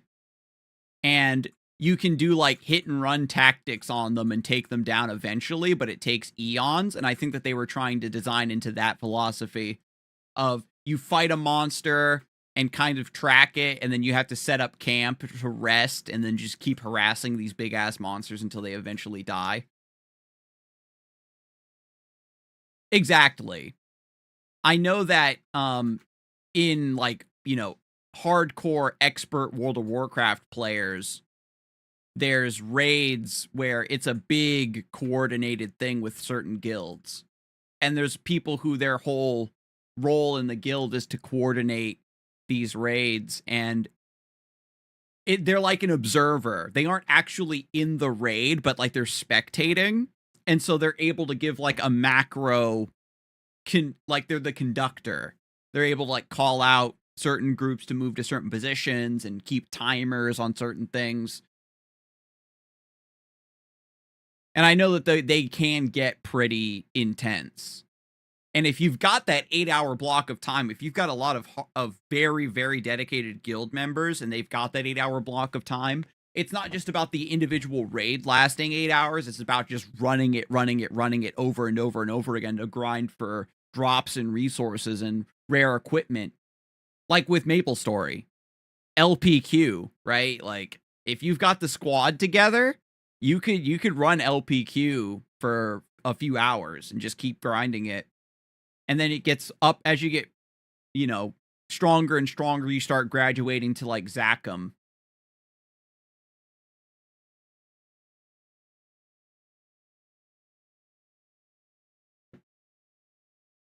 And that might be a cool thing as well if they add, because in Kerning Party Quest, that's like your introduction to party quests. And then Ludi Party Quest is the next step, but it's very it's a huge difficulty increase in terms of like mechanics and what you need to know and the difficulty of the boss at the end. I still think that they're going to add a Forgotten Hollow party quest. I would really appreciate it if there were more party quests in the game. They have field bosses, but a lot of them are pretty mid. Like, they aren't really worth to fight. So that could be another cool thing to do, is to buff a lot of the field bosses, like Mano the Snail or Stumpy. Usually there's quest lines that say, hey, kill this, monster for me. It's like this really strong monster of legend. But it's just a big, unique enemy that appears every, like, 30 minutes or whatever. And even in Final Fantasy XIV, they have them, the hunts. They're, like, unique level 50 monsters that are, like, on a carousel, where there will be a special bonus for hunting certain monsters on a certain day of the week. And it would be kind of cool if MapleStory did something like that. Because the only boss, like, monster that people care about is Mush Mom. Because she has a chance to drop Ilbies, which are a really powerful throwing star item. And it would be cool if the other bosses also got unique drops.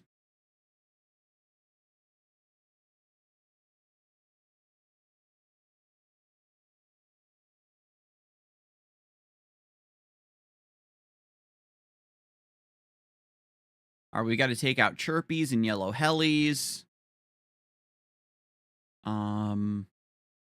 We've also got to clean up Tricksters and... Oh, that's right, Black... I forgot we have to kill Black Rats for Homeboy.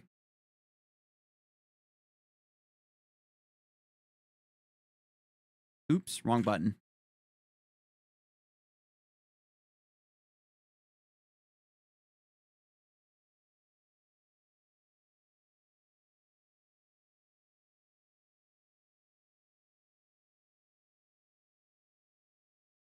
The only thing I could maybe say about MapleStory that when you think about a modern MMO, you know, really, really hardcore players, people play MMOs for different reasons, and there's different batches of players that play MMOs, and some of those players want really difficult fights and really difficult mechanics. You know what I mean? Those are the people that are playing the Savage raids and Extreme raids and all the crazy dungeons and stuff in Final Fantasy XIV. And in Final Fantasy XIV, it's generally pretty easy to level up by just following, again, the main storyline. And then you begin to practice your character and your rotations, and you look up guides on how to do these high-level raids and then execute on it. And in MapleStory, the bosses aren't mechanically challenging per se. It's about putting in the time and effort to grind to get to having good enough equipment to do the boss.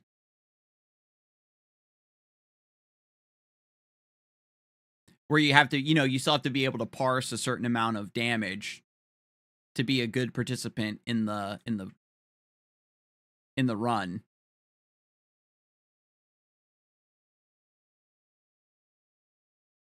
And so MapleStory doesn't have the mechanical complexity I think that some players might be after. And I think that that's okay. Because MapleStory is, at the end of the day, meant to be a very simplistic game.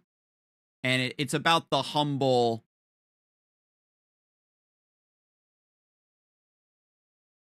incrementate, very, very slow but sure incrementing of power.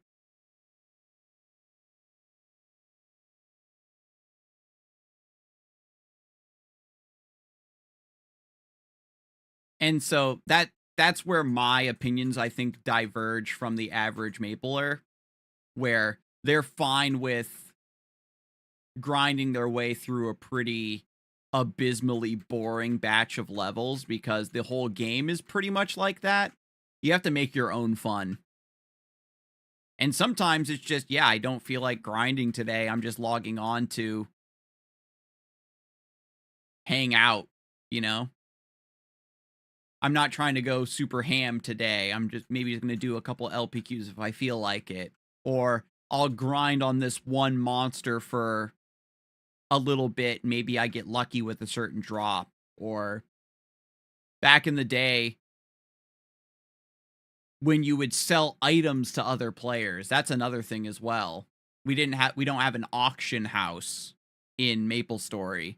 You go to the market, which is just like a hub, and then you spam that you have an item for sale, and you have to hope that a customer is there to buy it off of you.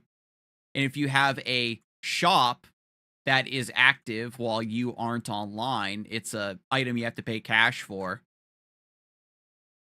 And so that's something that I would always do, is if I was low on money and I had a rare item in my inventory, I'd have to go to the market and I would sell it under the actual market value just to save time because I didn't want to be in there forever just spamming.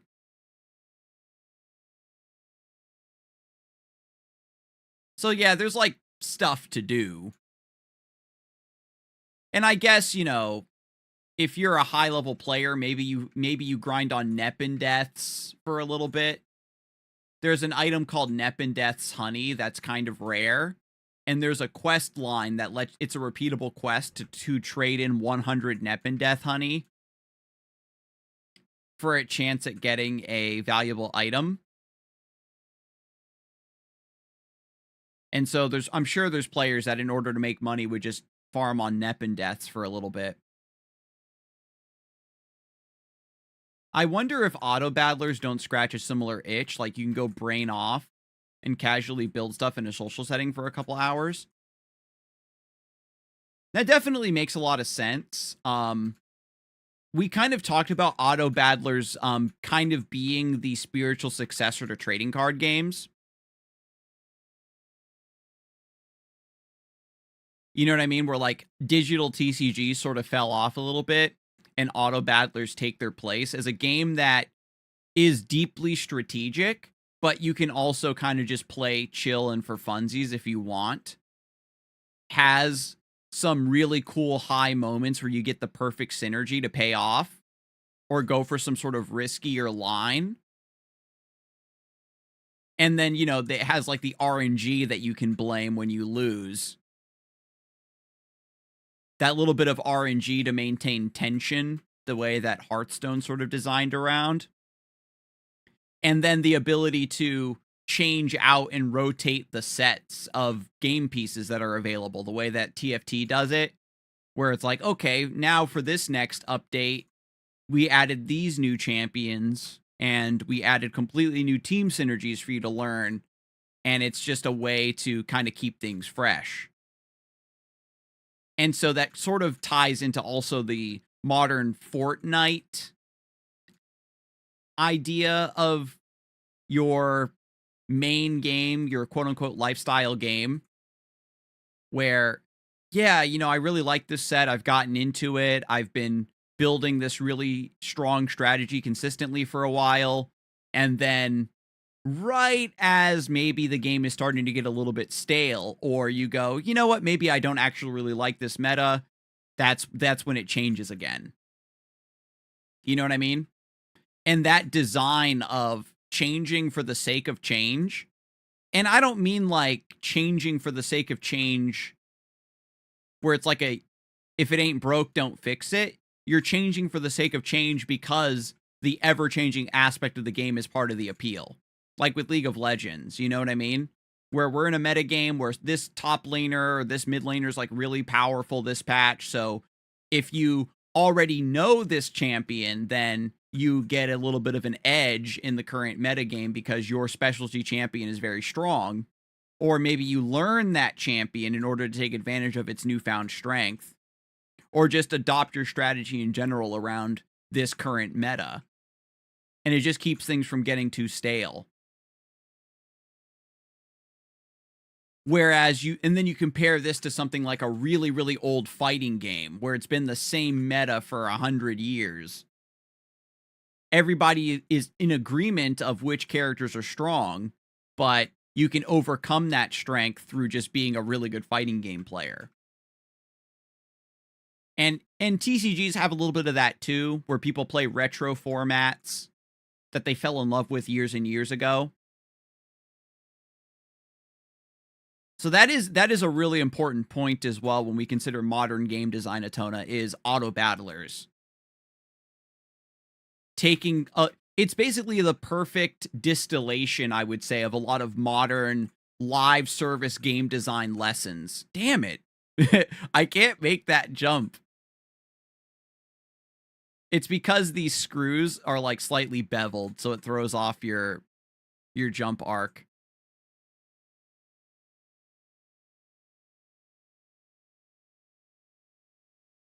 I should just use my teleport, right?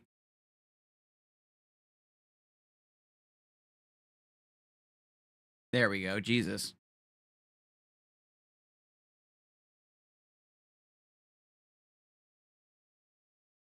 And for me, you know, for auto battlers, I never got into it.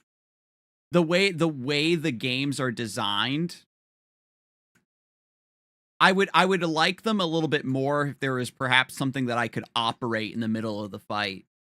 Building your synergy and then just letting the game play out in front of you. There is an appeal to that. Like I said, I got into Riichi Mahjong, which is another game where you make incremental decisions round after round as the turn passes across each player over and over again. It's the accumulation of small decisions over time.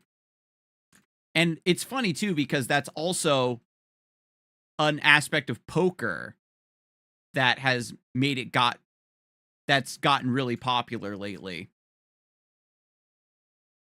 A lot of high-level TCG players also dabble in poker. Because at the highest of levels, right, in a trading card game, you're already training the part of your brain that identifies plus EV routes, like what's going to give me the best outcome in the long term. And so, yeah, then you play poker and then you have like a crazy ROI once you get good at it. I have to kill 25 more tricksters. Tricksters are these little yellow spiders, by the way. And so, TFT is kind of like that.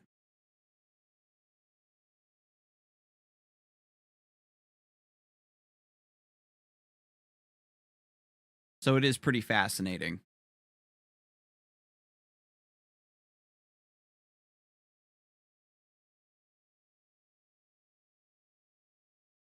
And especially for digital card games, like when we compare them to TFT, TFT lets you know that, yeah, things are going to change if you just wait if you wait a long time, stuff is going to change. Even if the meta is good, it's going to change.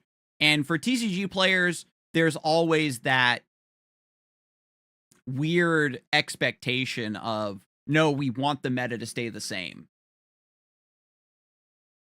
It's a game that kind of captures two different audiences. Players that want the meta to stay the same, and they want to learn that specific meta and become the best at that meta. And then there's players who play TCGs because they expect it to change. When new cards come out, they want those new cards to become the new things to play with. And so digital TCGs theoretically give you a way to appease that second batch of players while maybe resulting in some wider appeal. I hope I'm still making sense.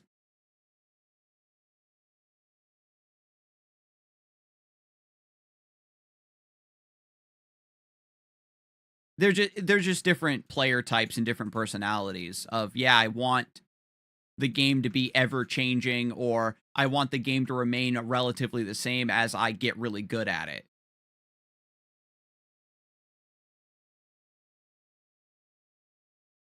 And it's funny, right? Because the expectation of patches, the expectation of balance is maybe had a outsized effect on fighting games. I would argue, though, like, there's a lot of really old fighting games that have busted characters that people don't really care that they don't get updated anymore, because a lot of older fighting games have very quirky mechanics and interactions that give players additional tools to be able to overcome bad matchups. And modern fighting games tend to be a lot more streamlined in their design. They don't have to jankify certain moves or interactions due to technological limitations that might have existed back in the day. And even, like, to draw things back over to old school MapleStory as a comparison, there's a lot of, like, really wonky interactions regarding skills and builds that are just a result of those old technological limitations that can be corrected for Classic World. TCGs are weird because I think an Eternal format is important, but a lot of games just don't have them. And it's the same for standard-esque, fast rotating formats. Having both gives greater variety, but companies seem afraid to split their player base. Exactly.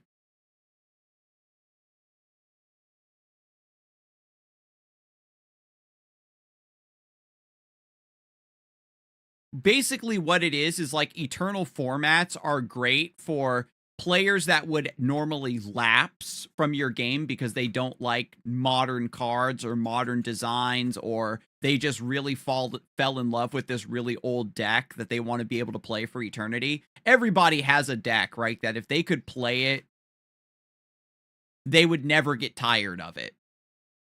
You know what I mean? Like, oh man, I would play this deck for the rest of time. Like, going back to Runeterra, like Jana Nila, ended up being that deck for me. It was so late in the game's lifespan, but it was the successor to Nightfall that I always wanted. John Anila, that was the perfect deck for me. It was such a fucking good deck. It was strong. It was fun. You could make all kinds of crazy reads and calculations. You could prep for future turns. Oh, it was so good. And even when they nerfed it like 3 times, it was still good. Because the stuff they nerfed was just the really toxic aspects of the deck that made it unfun to play against. But it didn't actually hurt the power level of the deck, in my opinion, that you could get by playing it well. So the nerfs that they did to John and Nilo were really appropriate. And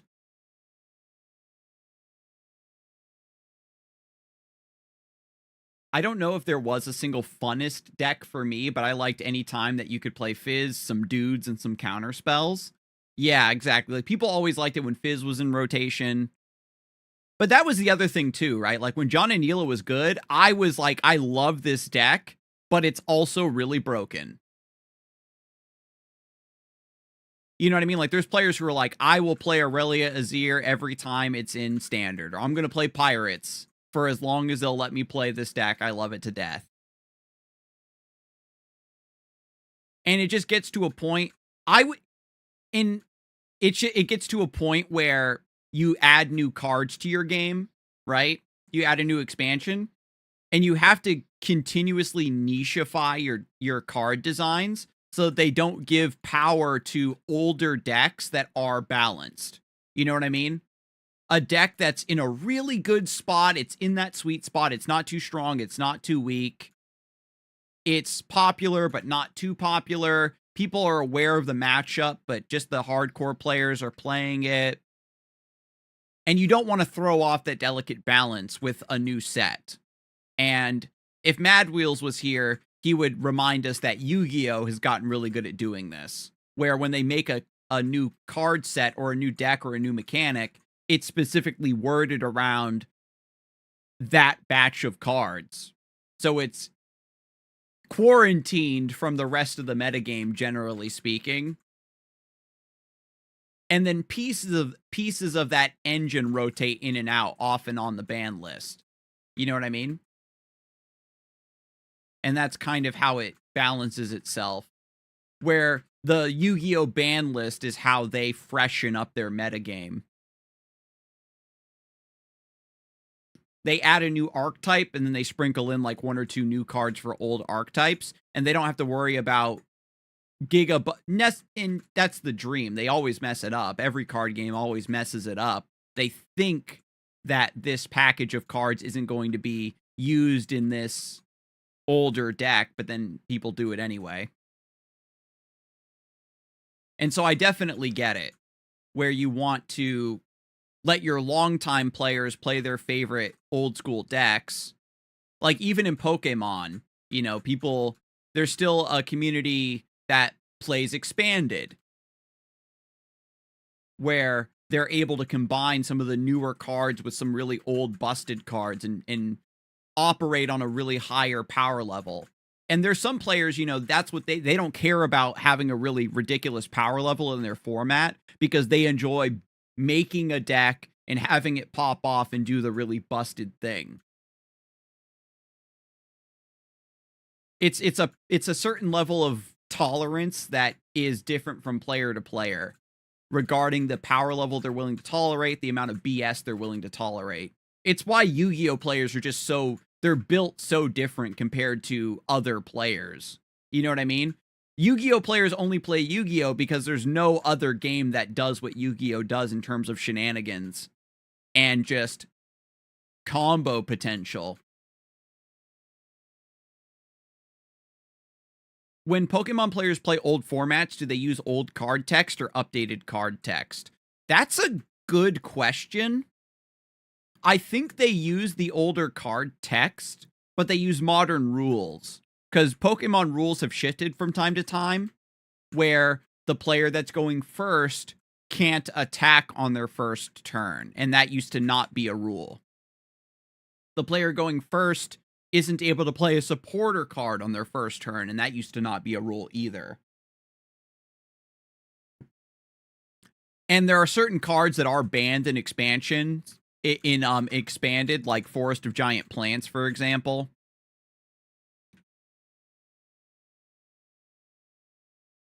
And it's not even like necessarily expanded where it's a non-rotated format. There are still bans in that format. Yeah, supporters used to not even be a card type.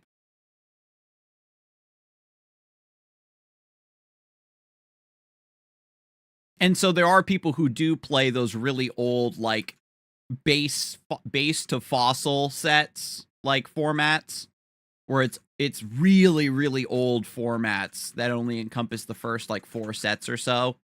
Then there's also GLC, which is a really cool format that was invented a few years ago by Andrew Mahone. And it's I think it's black and white on, or is it sun and moon on?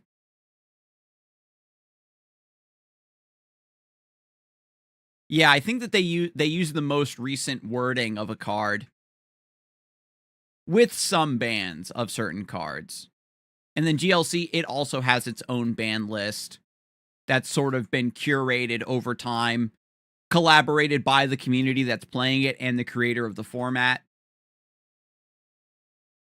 And GLC was actually popping off for a while there, because it's a great alternate way to evaluate cards that normally wouldn't ever see play, that are just pack filler. They do have some potential usage for GLC decks. And then every type will have, there's a lot more cards and a lot more freedom to build some weirder strategies around certain Pokemon or evolution lines.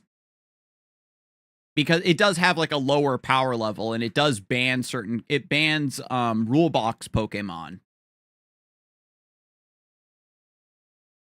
And rule box Pokemon are like Pokemon V, Pokemon EX, normally really big Pokemon that are worth multiple prizes.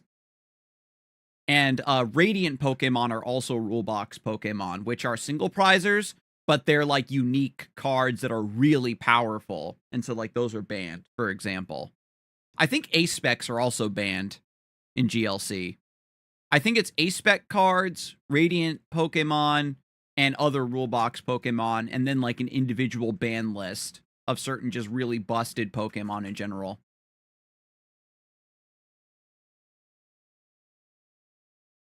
And I don't know if it's a licensing thing or what, if Pokemon ever wanted to support GLC officially, would be really sick.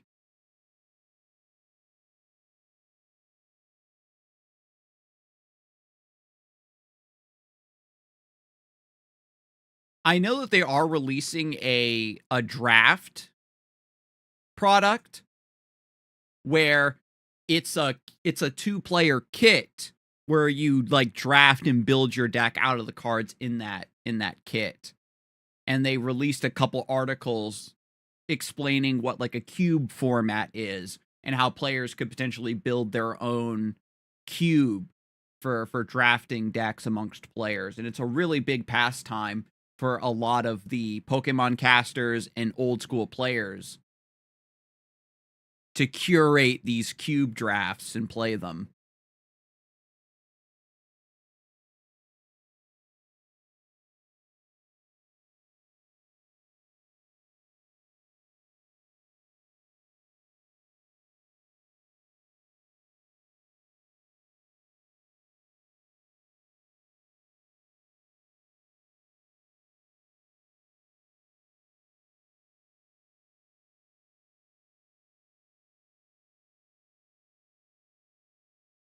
There we go. So we resync Marcel's quest line to kill Propellies and Tweeters because that syncs up with Nemi and also the Lost Guard.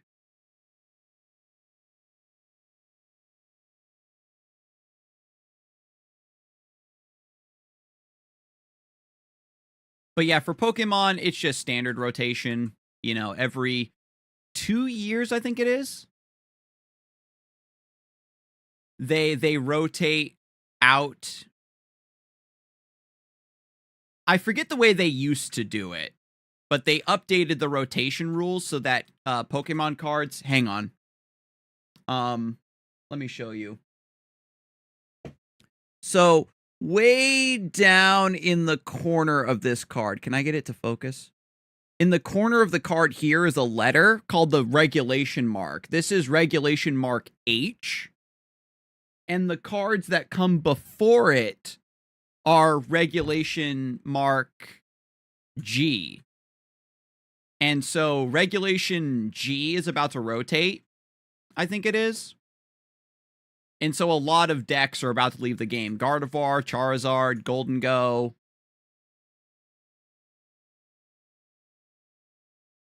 They used to. You can still play it. But yeah. There apparently back in the day they used to have both formats running in tandem where you go to a tournament and day 1 was standard and then day 2 was expanded. Their eternal format is called expanded format. What are they going to do after Z? I wonder if they'll just go again.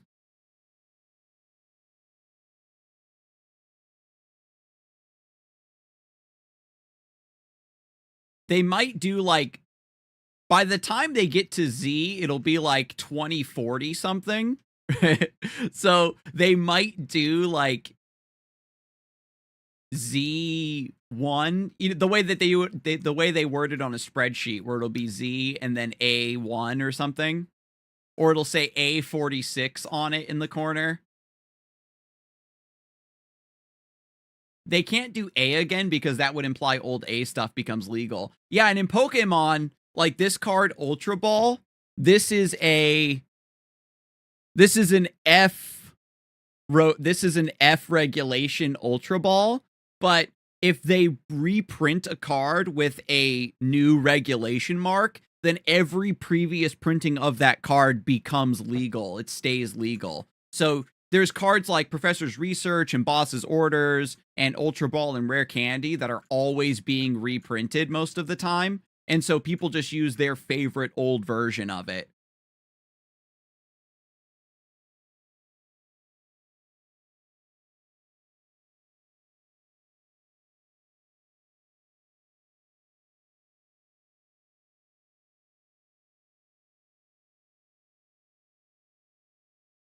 They'll figure it out. By the time they get there, they might come up with a different system than regulation markers.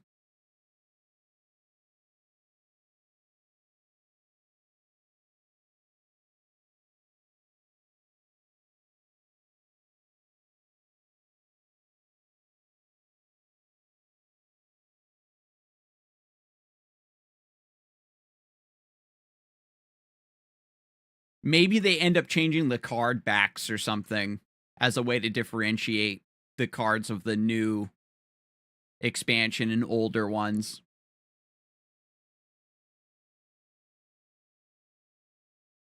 That's a really interesting thing, because the regulation markers, it's definitely a great way to identify if a card is standard or not, because you just look at the letter in the bottom corner. It's a very elegant way to very quickly identify when a card is going to rotate, stuff like that. But yeah, because it's a lettering system, it's not going to work forever. Change the cards to have a Japanese back and make it a unified format after Z. Let me tell you, we had a lot of speculation and rumors a few years ago in the Sword and Shield era that we were going to get simultaneous release with Japan. And I don't know how long it's going to take for those rumors to kick back up. Because I think it's Digimon and Cardfight Vanguard have simultaneous release with Japan now.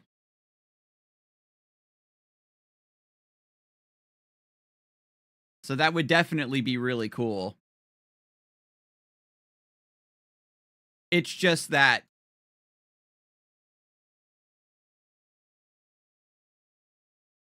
the cards are designed by, oops, I'm going the wrong way. In Pokemon, all of the cards are designed by the Pokemon Company, TPC, right? That's the Japanese HQ. They make all of the new cards. They have their own team, and TPCI, the Pokemon Company International, the one that's headquartered near me in Seattle, is literally just there. It just does localization. They don't alter the text on the cards. They translate the text, but they don't like pre-nerf anything or make any balance changes or anything like that. They bring the cards over 1-to-1. They only get to decide what products the cards are in, but they just have to make sure that every card that Japan makes is available in some way, shape, or form in an English product. So sometimes a card will come out in a Japanese starter deck, and they have to figure out where to release that card, and they don't necessarily translate the starter deck as an English release. They'll just take the exclusive starter deck cards and just cram them into the expansion. Because in Japan, they get like smaller sets, and then when the sets come over to the rest of the world, they'll combine those smaller sets into a bigger set and then release them. So the logistics of getting a simultaneous release, I don't know if Pokemon would be willing to make a smaller set like that. The closest we got is probably Black Bolt and White Flare. The concept of having a split set like that is very typical of how they release things in Japan. But generally they're combined in English. I would 100% do that if I were the Pokemon Company. It seems smart to have the formats be the same for international events. I think we're slowly moving to that mindset. And this is just pure speculation on my part. I do have to be clear about this. I don't have any sort of data from TPC. It's just as somebody who works on the esports circuit, I've noticed more and more Japanese players traveling to play in international events because the Japanese circuit is a completely separate beast with a separate qualification and registration and everything. And so when you are trying to get your invite to the World Championships, you either have to be top X on your region's leaderboard, top 100 or top 125. So either you're at the top of the leaderboard, those top 100 to 125 slots for your region. B, you have to win a regional championship. Or C, you have to come in top 4 of a international championship. And there's 3 international championships every year. And there's roughly 30-ish regional championships and special events every year. So that's 30 players plus the 12 players from the internationals plus the 300 or 400 or so from the global leaderboard plus the 60 or so. I'm not even sure how the Japanese qualification circuit works. But Japanese players don't accumulate points on the international ladder, right? So they have to win the event or nothing.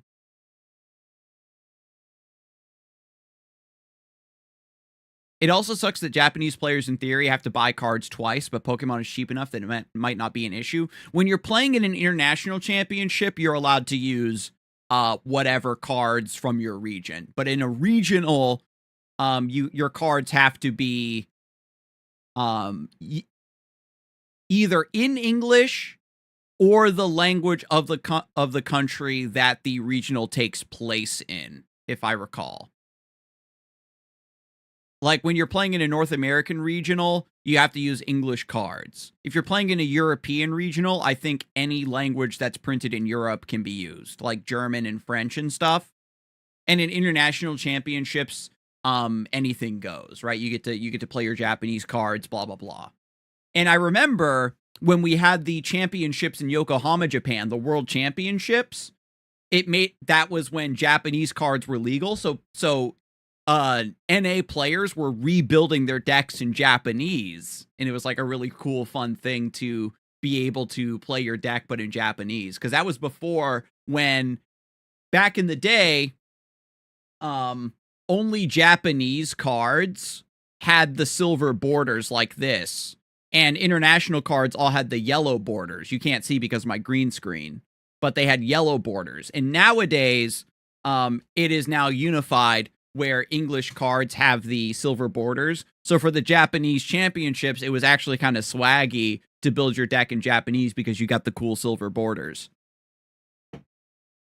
Are you allowed to have translations on hand?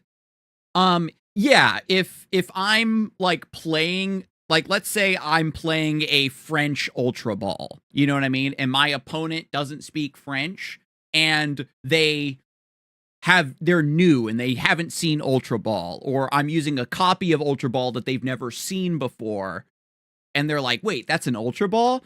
You can just call a judge, and the judge will clarify, yes, this is a legal copy of this card. Game continues. And as part of the esports aspect of Pokemon broadcasts, when we have players on stream, they have their headsets, the judges have headsets, and if they need translators, we also have interpreters as well that can interpret for the players speaking to each other. They can also interpret for the judges speaking to the players. And they also do that for winners interview and stuff like that too. Because especially international championships, you'll get players that will be on stream and will win and stuff, but they don't necessarily speak English.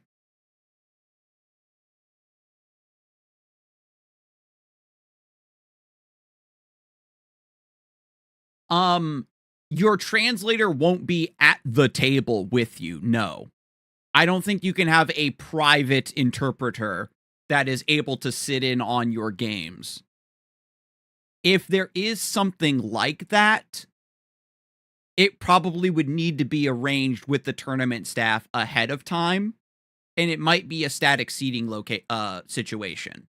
I'm not entirely sure what the exact rulings are around things of that nature, but that maybe does get into the realm of special accommodations and accessibility, and generally that's a special department of the tournament organizing staff that takes care of those requests. It was forever ago, like 2002, 2003, and that's understandable that card games, or even the concept of international competition, would be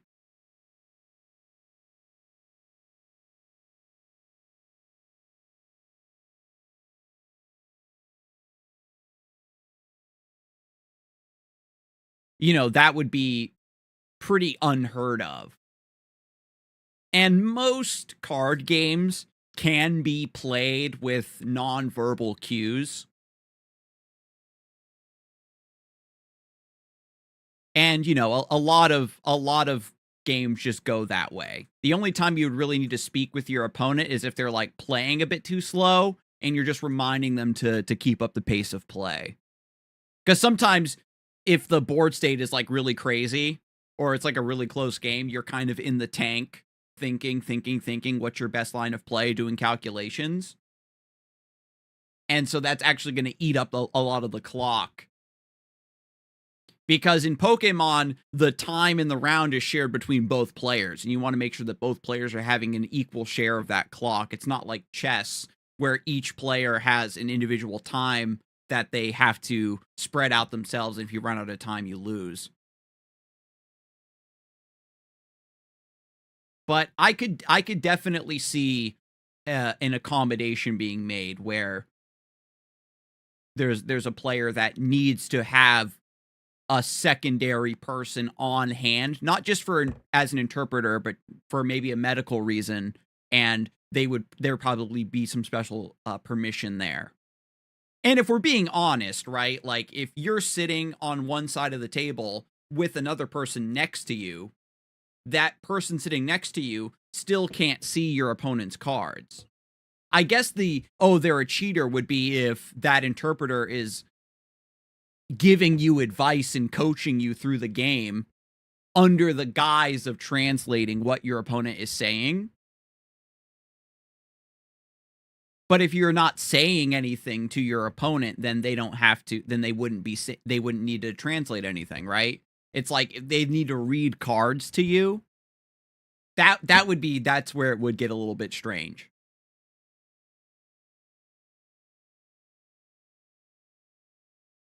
But like I say, card gamers, they get really good at just recognizing cards by sight.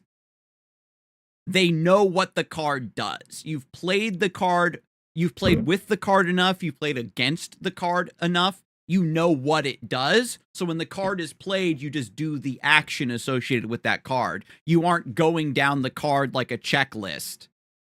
There are certain times that you need to refresh your memory on the exact wording of a card to try to find a loophole or to try to suss out a certain way that it interacts with other abilities. But that's also a situation where you can call a judge and ask them, how does this ability work with this card effect, right?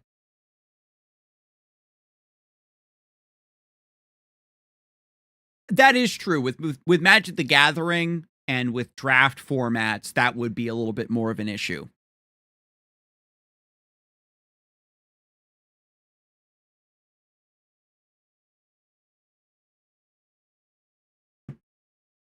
But I haven't heard of any incidents around a player that doesn't speak English having difficulty playing a game. Everybody, especially in it's in the Pokemon TCG, players know what to do, how the game operates, etc. And a lot of card games are like that, right? You know, like when we were playing Runeterra, the computer's taking care of a lot. When you're playing a digital TCG, it doesn't matter what you say or what your opponent says. The computer's taking care of most of what's supposed to happen automatically. And when you think about it, both players working together is essentially taking the role of the computer, handling the outcomes of the game automatically. It doesn't matter what both players are saying in that point. We already know how this interaction plays out. We already know what this card does. And if players disagree for whatever reason, then you just call a judge to clarify the rulings. There are some weird rules sometimes where like the check of when a Pokemon is knocked out versus when a certain ability resolves, that can get kind of muddy. And that's what the judges are for. I actually wonder how easy it would be to learn Duel Masters plays, the Japanese client, without speaking any Japanese. I know that it is possible because there's a lot of gamers that have learned Japanese to play like old untranslated ROMs in certain games and stuff. I remember playing video games when I was a really little kid and I really couldn't read super well yet, and you're kind of just going based on vibes. Exactly. You would just learn the images and the cards eventually, and you would understand how things work.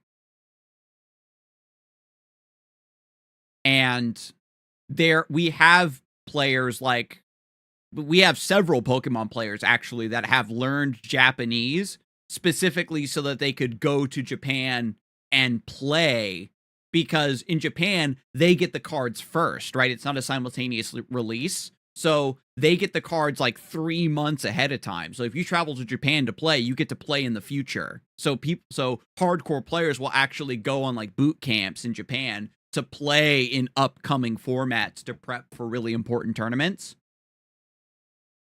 And then other like content creators I know of have learned Japanese so that they can stay abreast of Pokemon news. Ross from PTCG Radio, the Wasi, he's been learning Japanese over the last few years so that he can translate like news and stuff that drops about the Pokemon TCG for his channel. And then there's just Pokemon players that have moved to Japan and they just live there now. I can speak kitchen Japanese, but that isn't practical for playing a game unless it's Cooking Mama or something. Yeah. So I mean, it's chill for however you want to do it.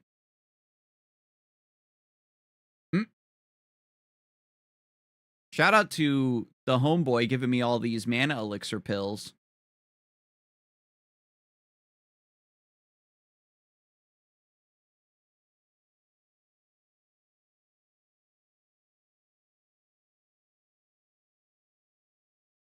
I do need to think of, I do need to see about getting like a level 35 wand. I think you can buy one, but let me talk to the guy over here and see if we can maybe craft one.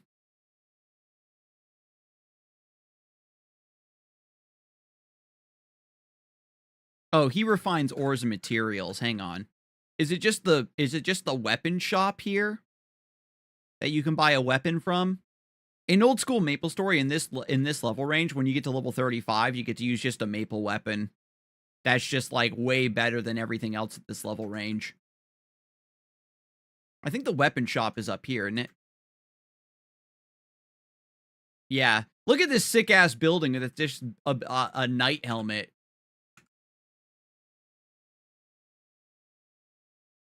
Yeah. Level 40? What the hell? Maybe it's, I think the level 35 weapon is in Orbis.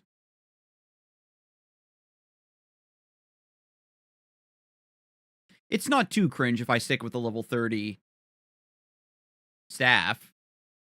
Is it? Once I get to level 40, I'll be pretty much there for having booster. So it makes sense to have a staff over a wand. Oh, the Zard, such an iconic weapon. Oh, Mystic Shield. So funny enough, I'd use those shield for defense things on it. That's why this buckler is so strong.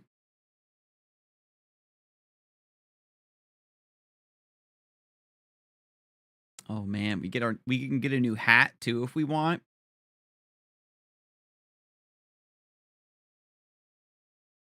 I could get the red chaos robe.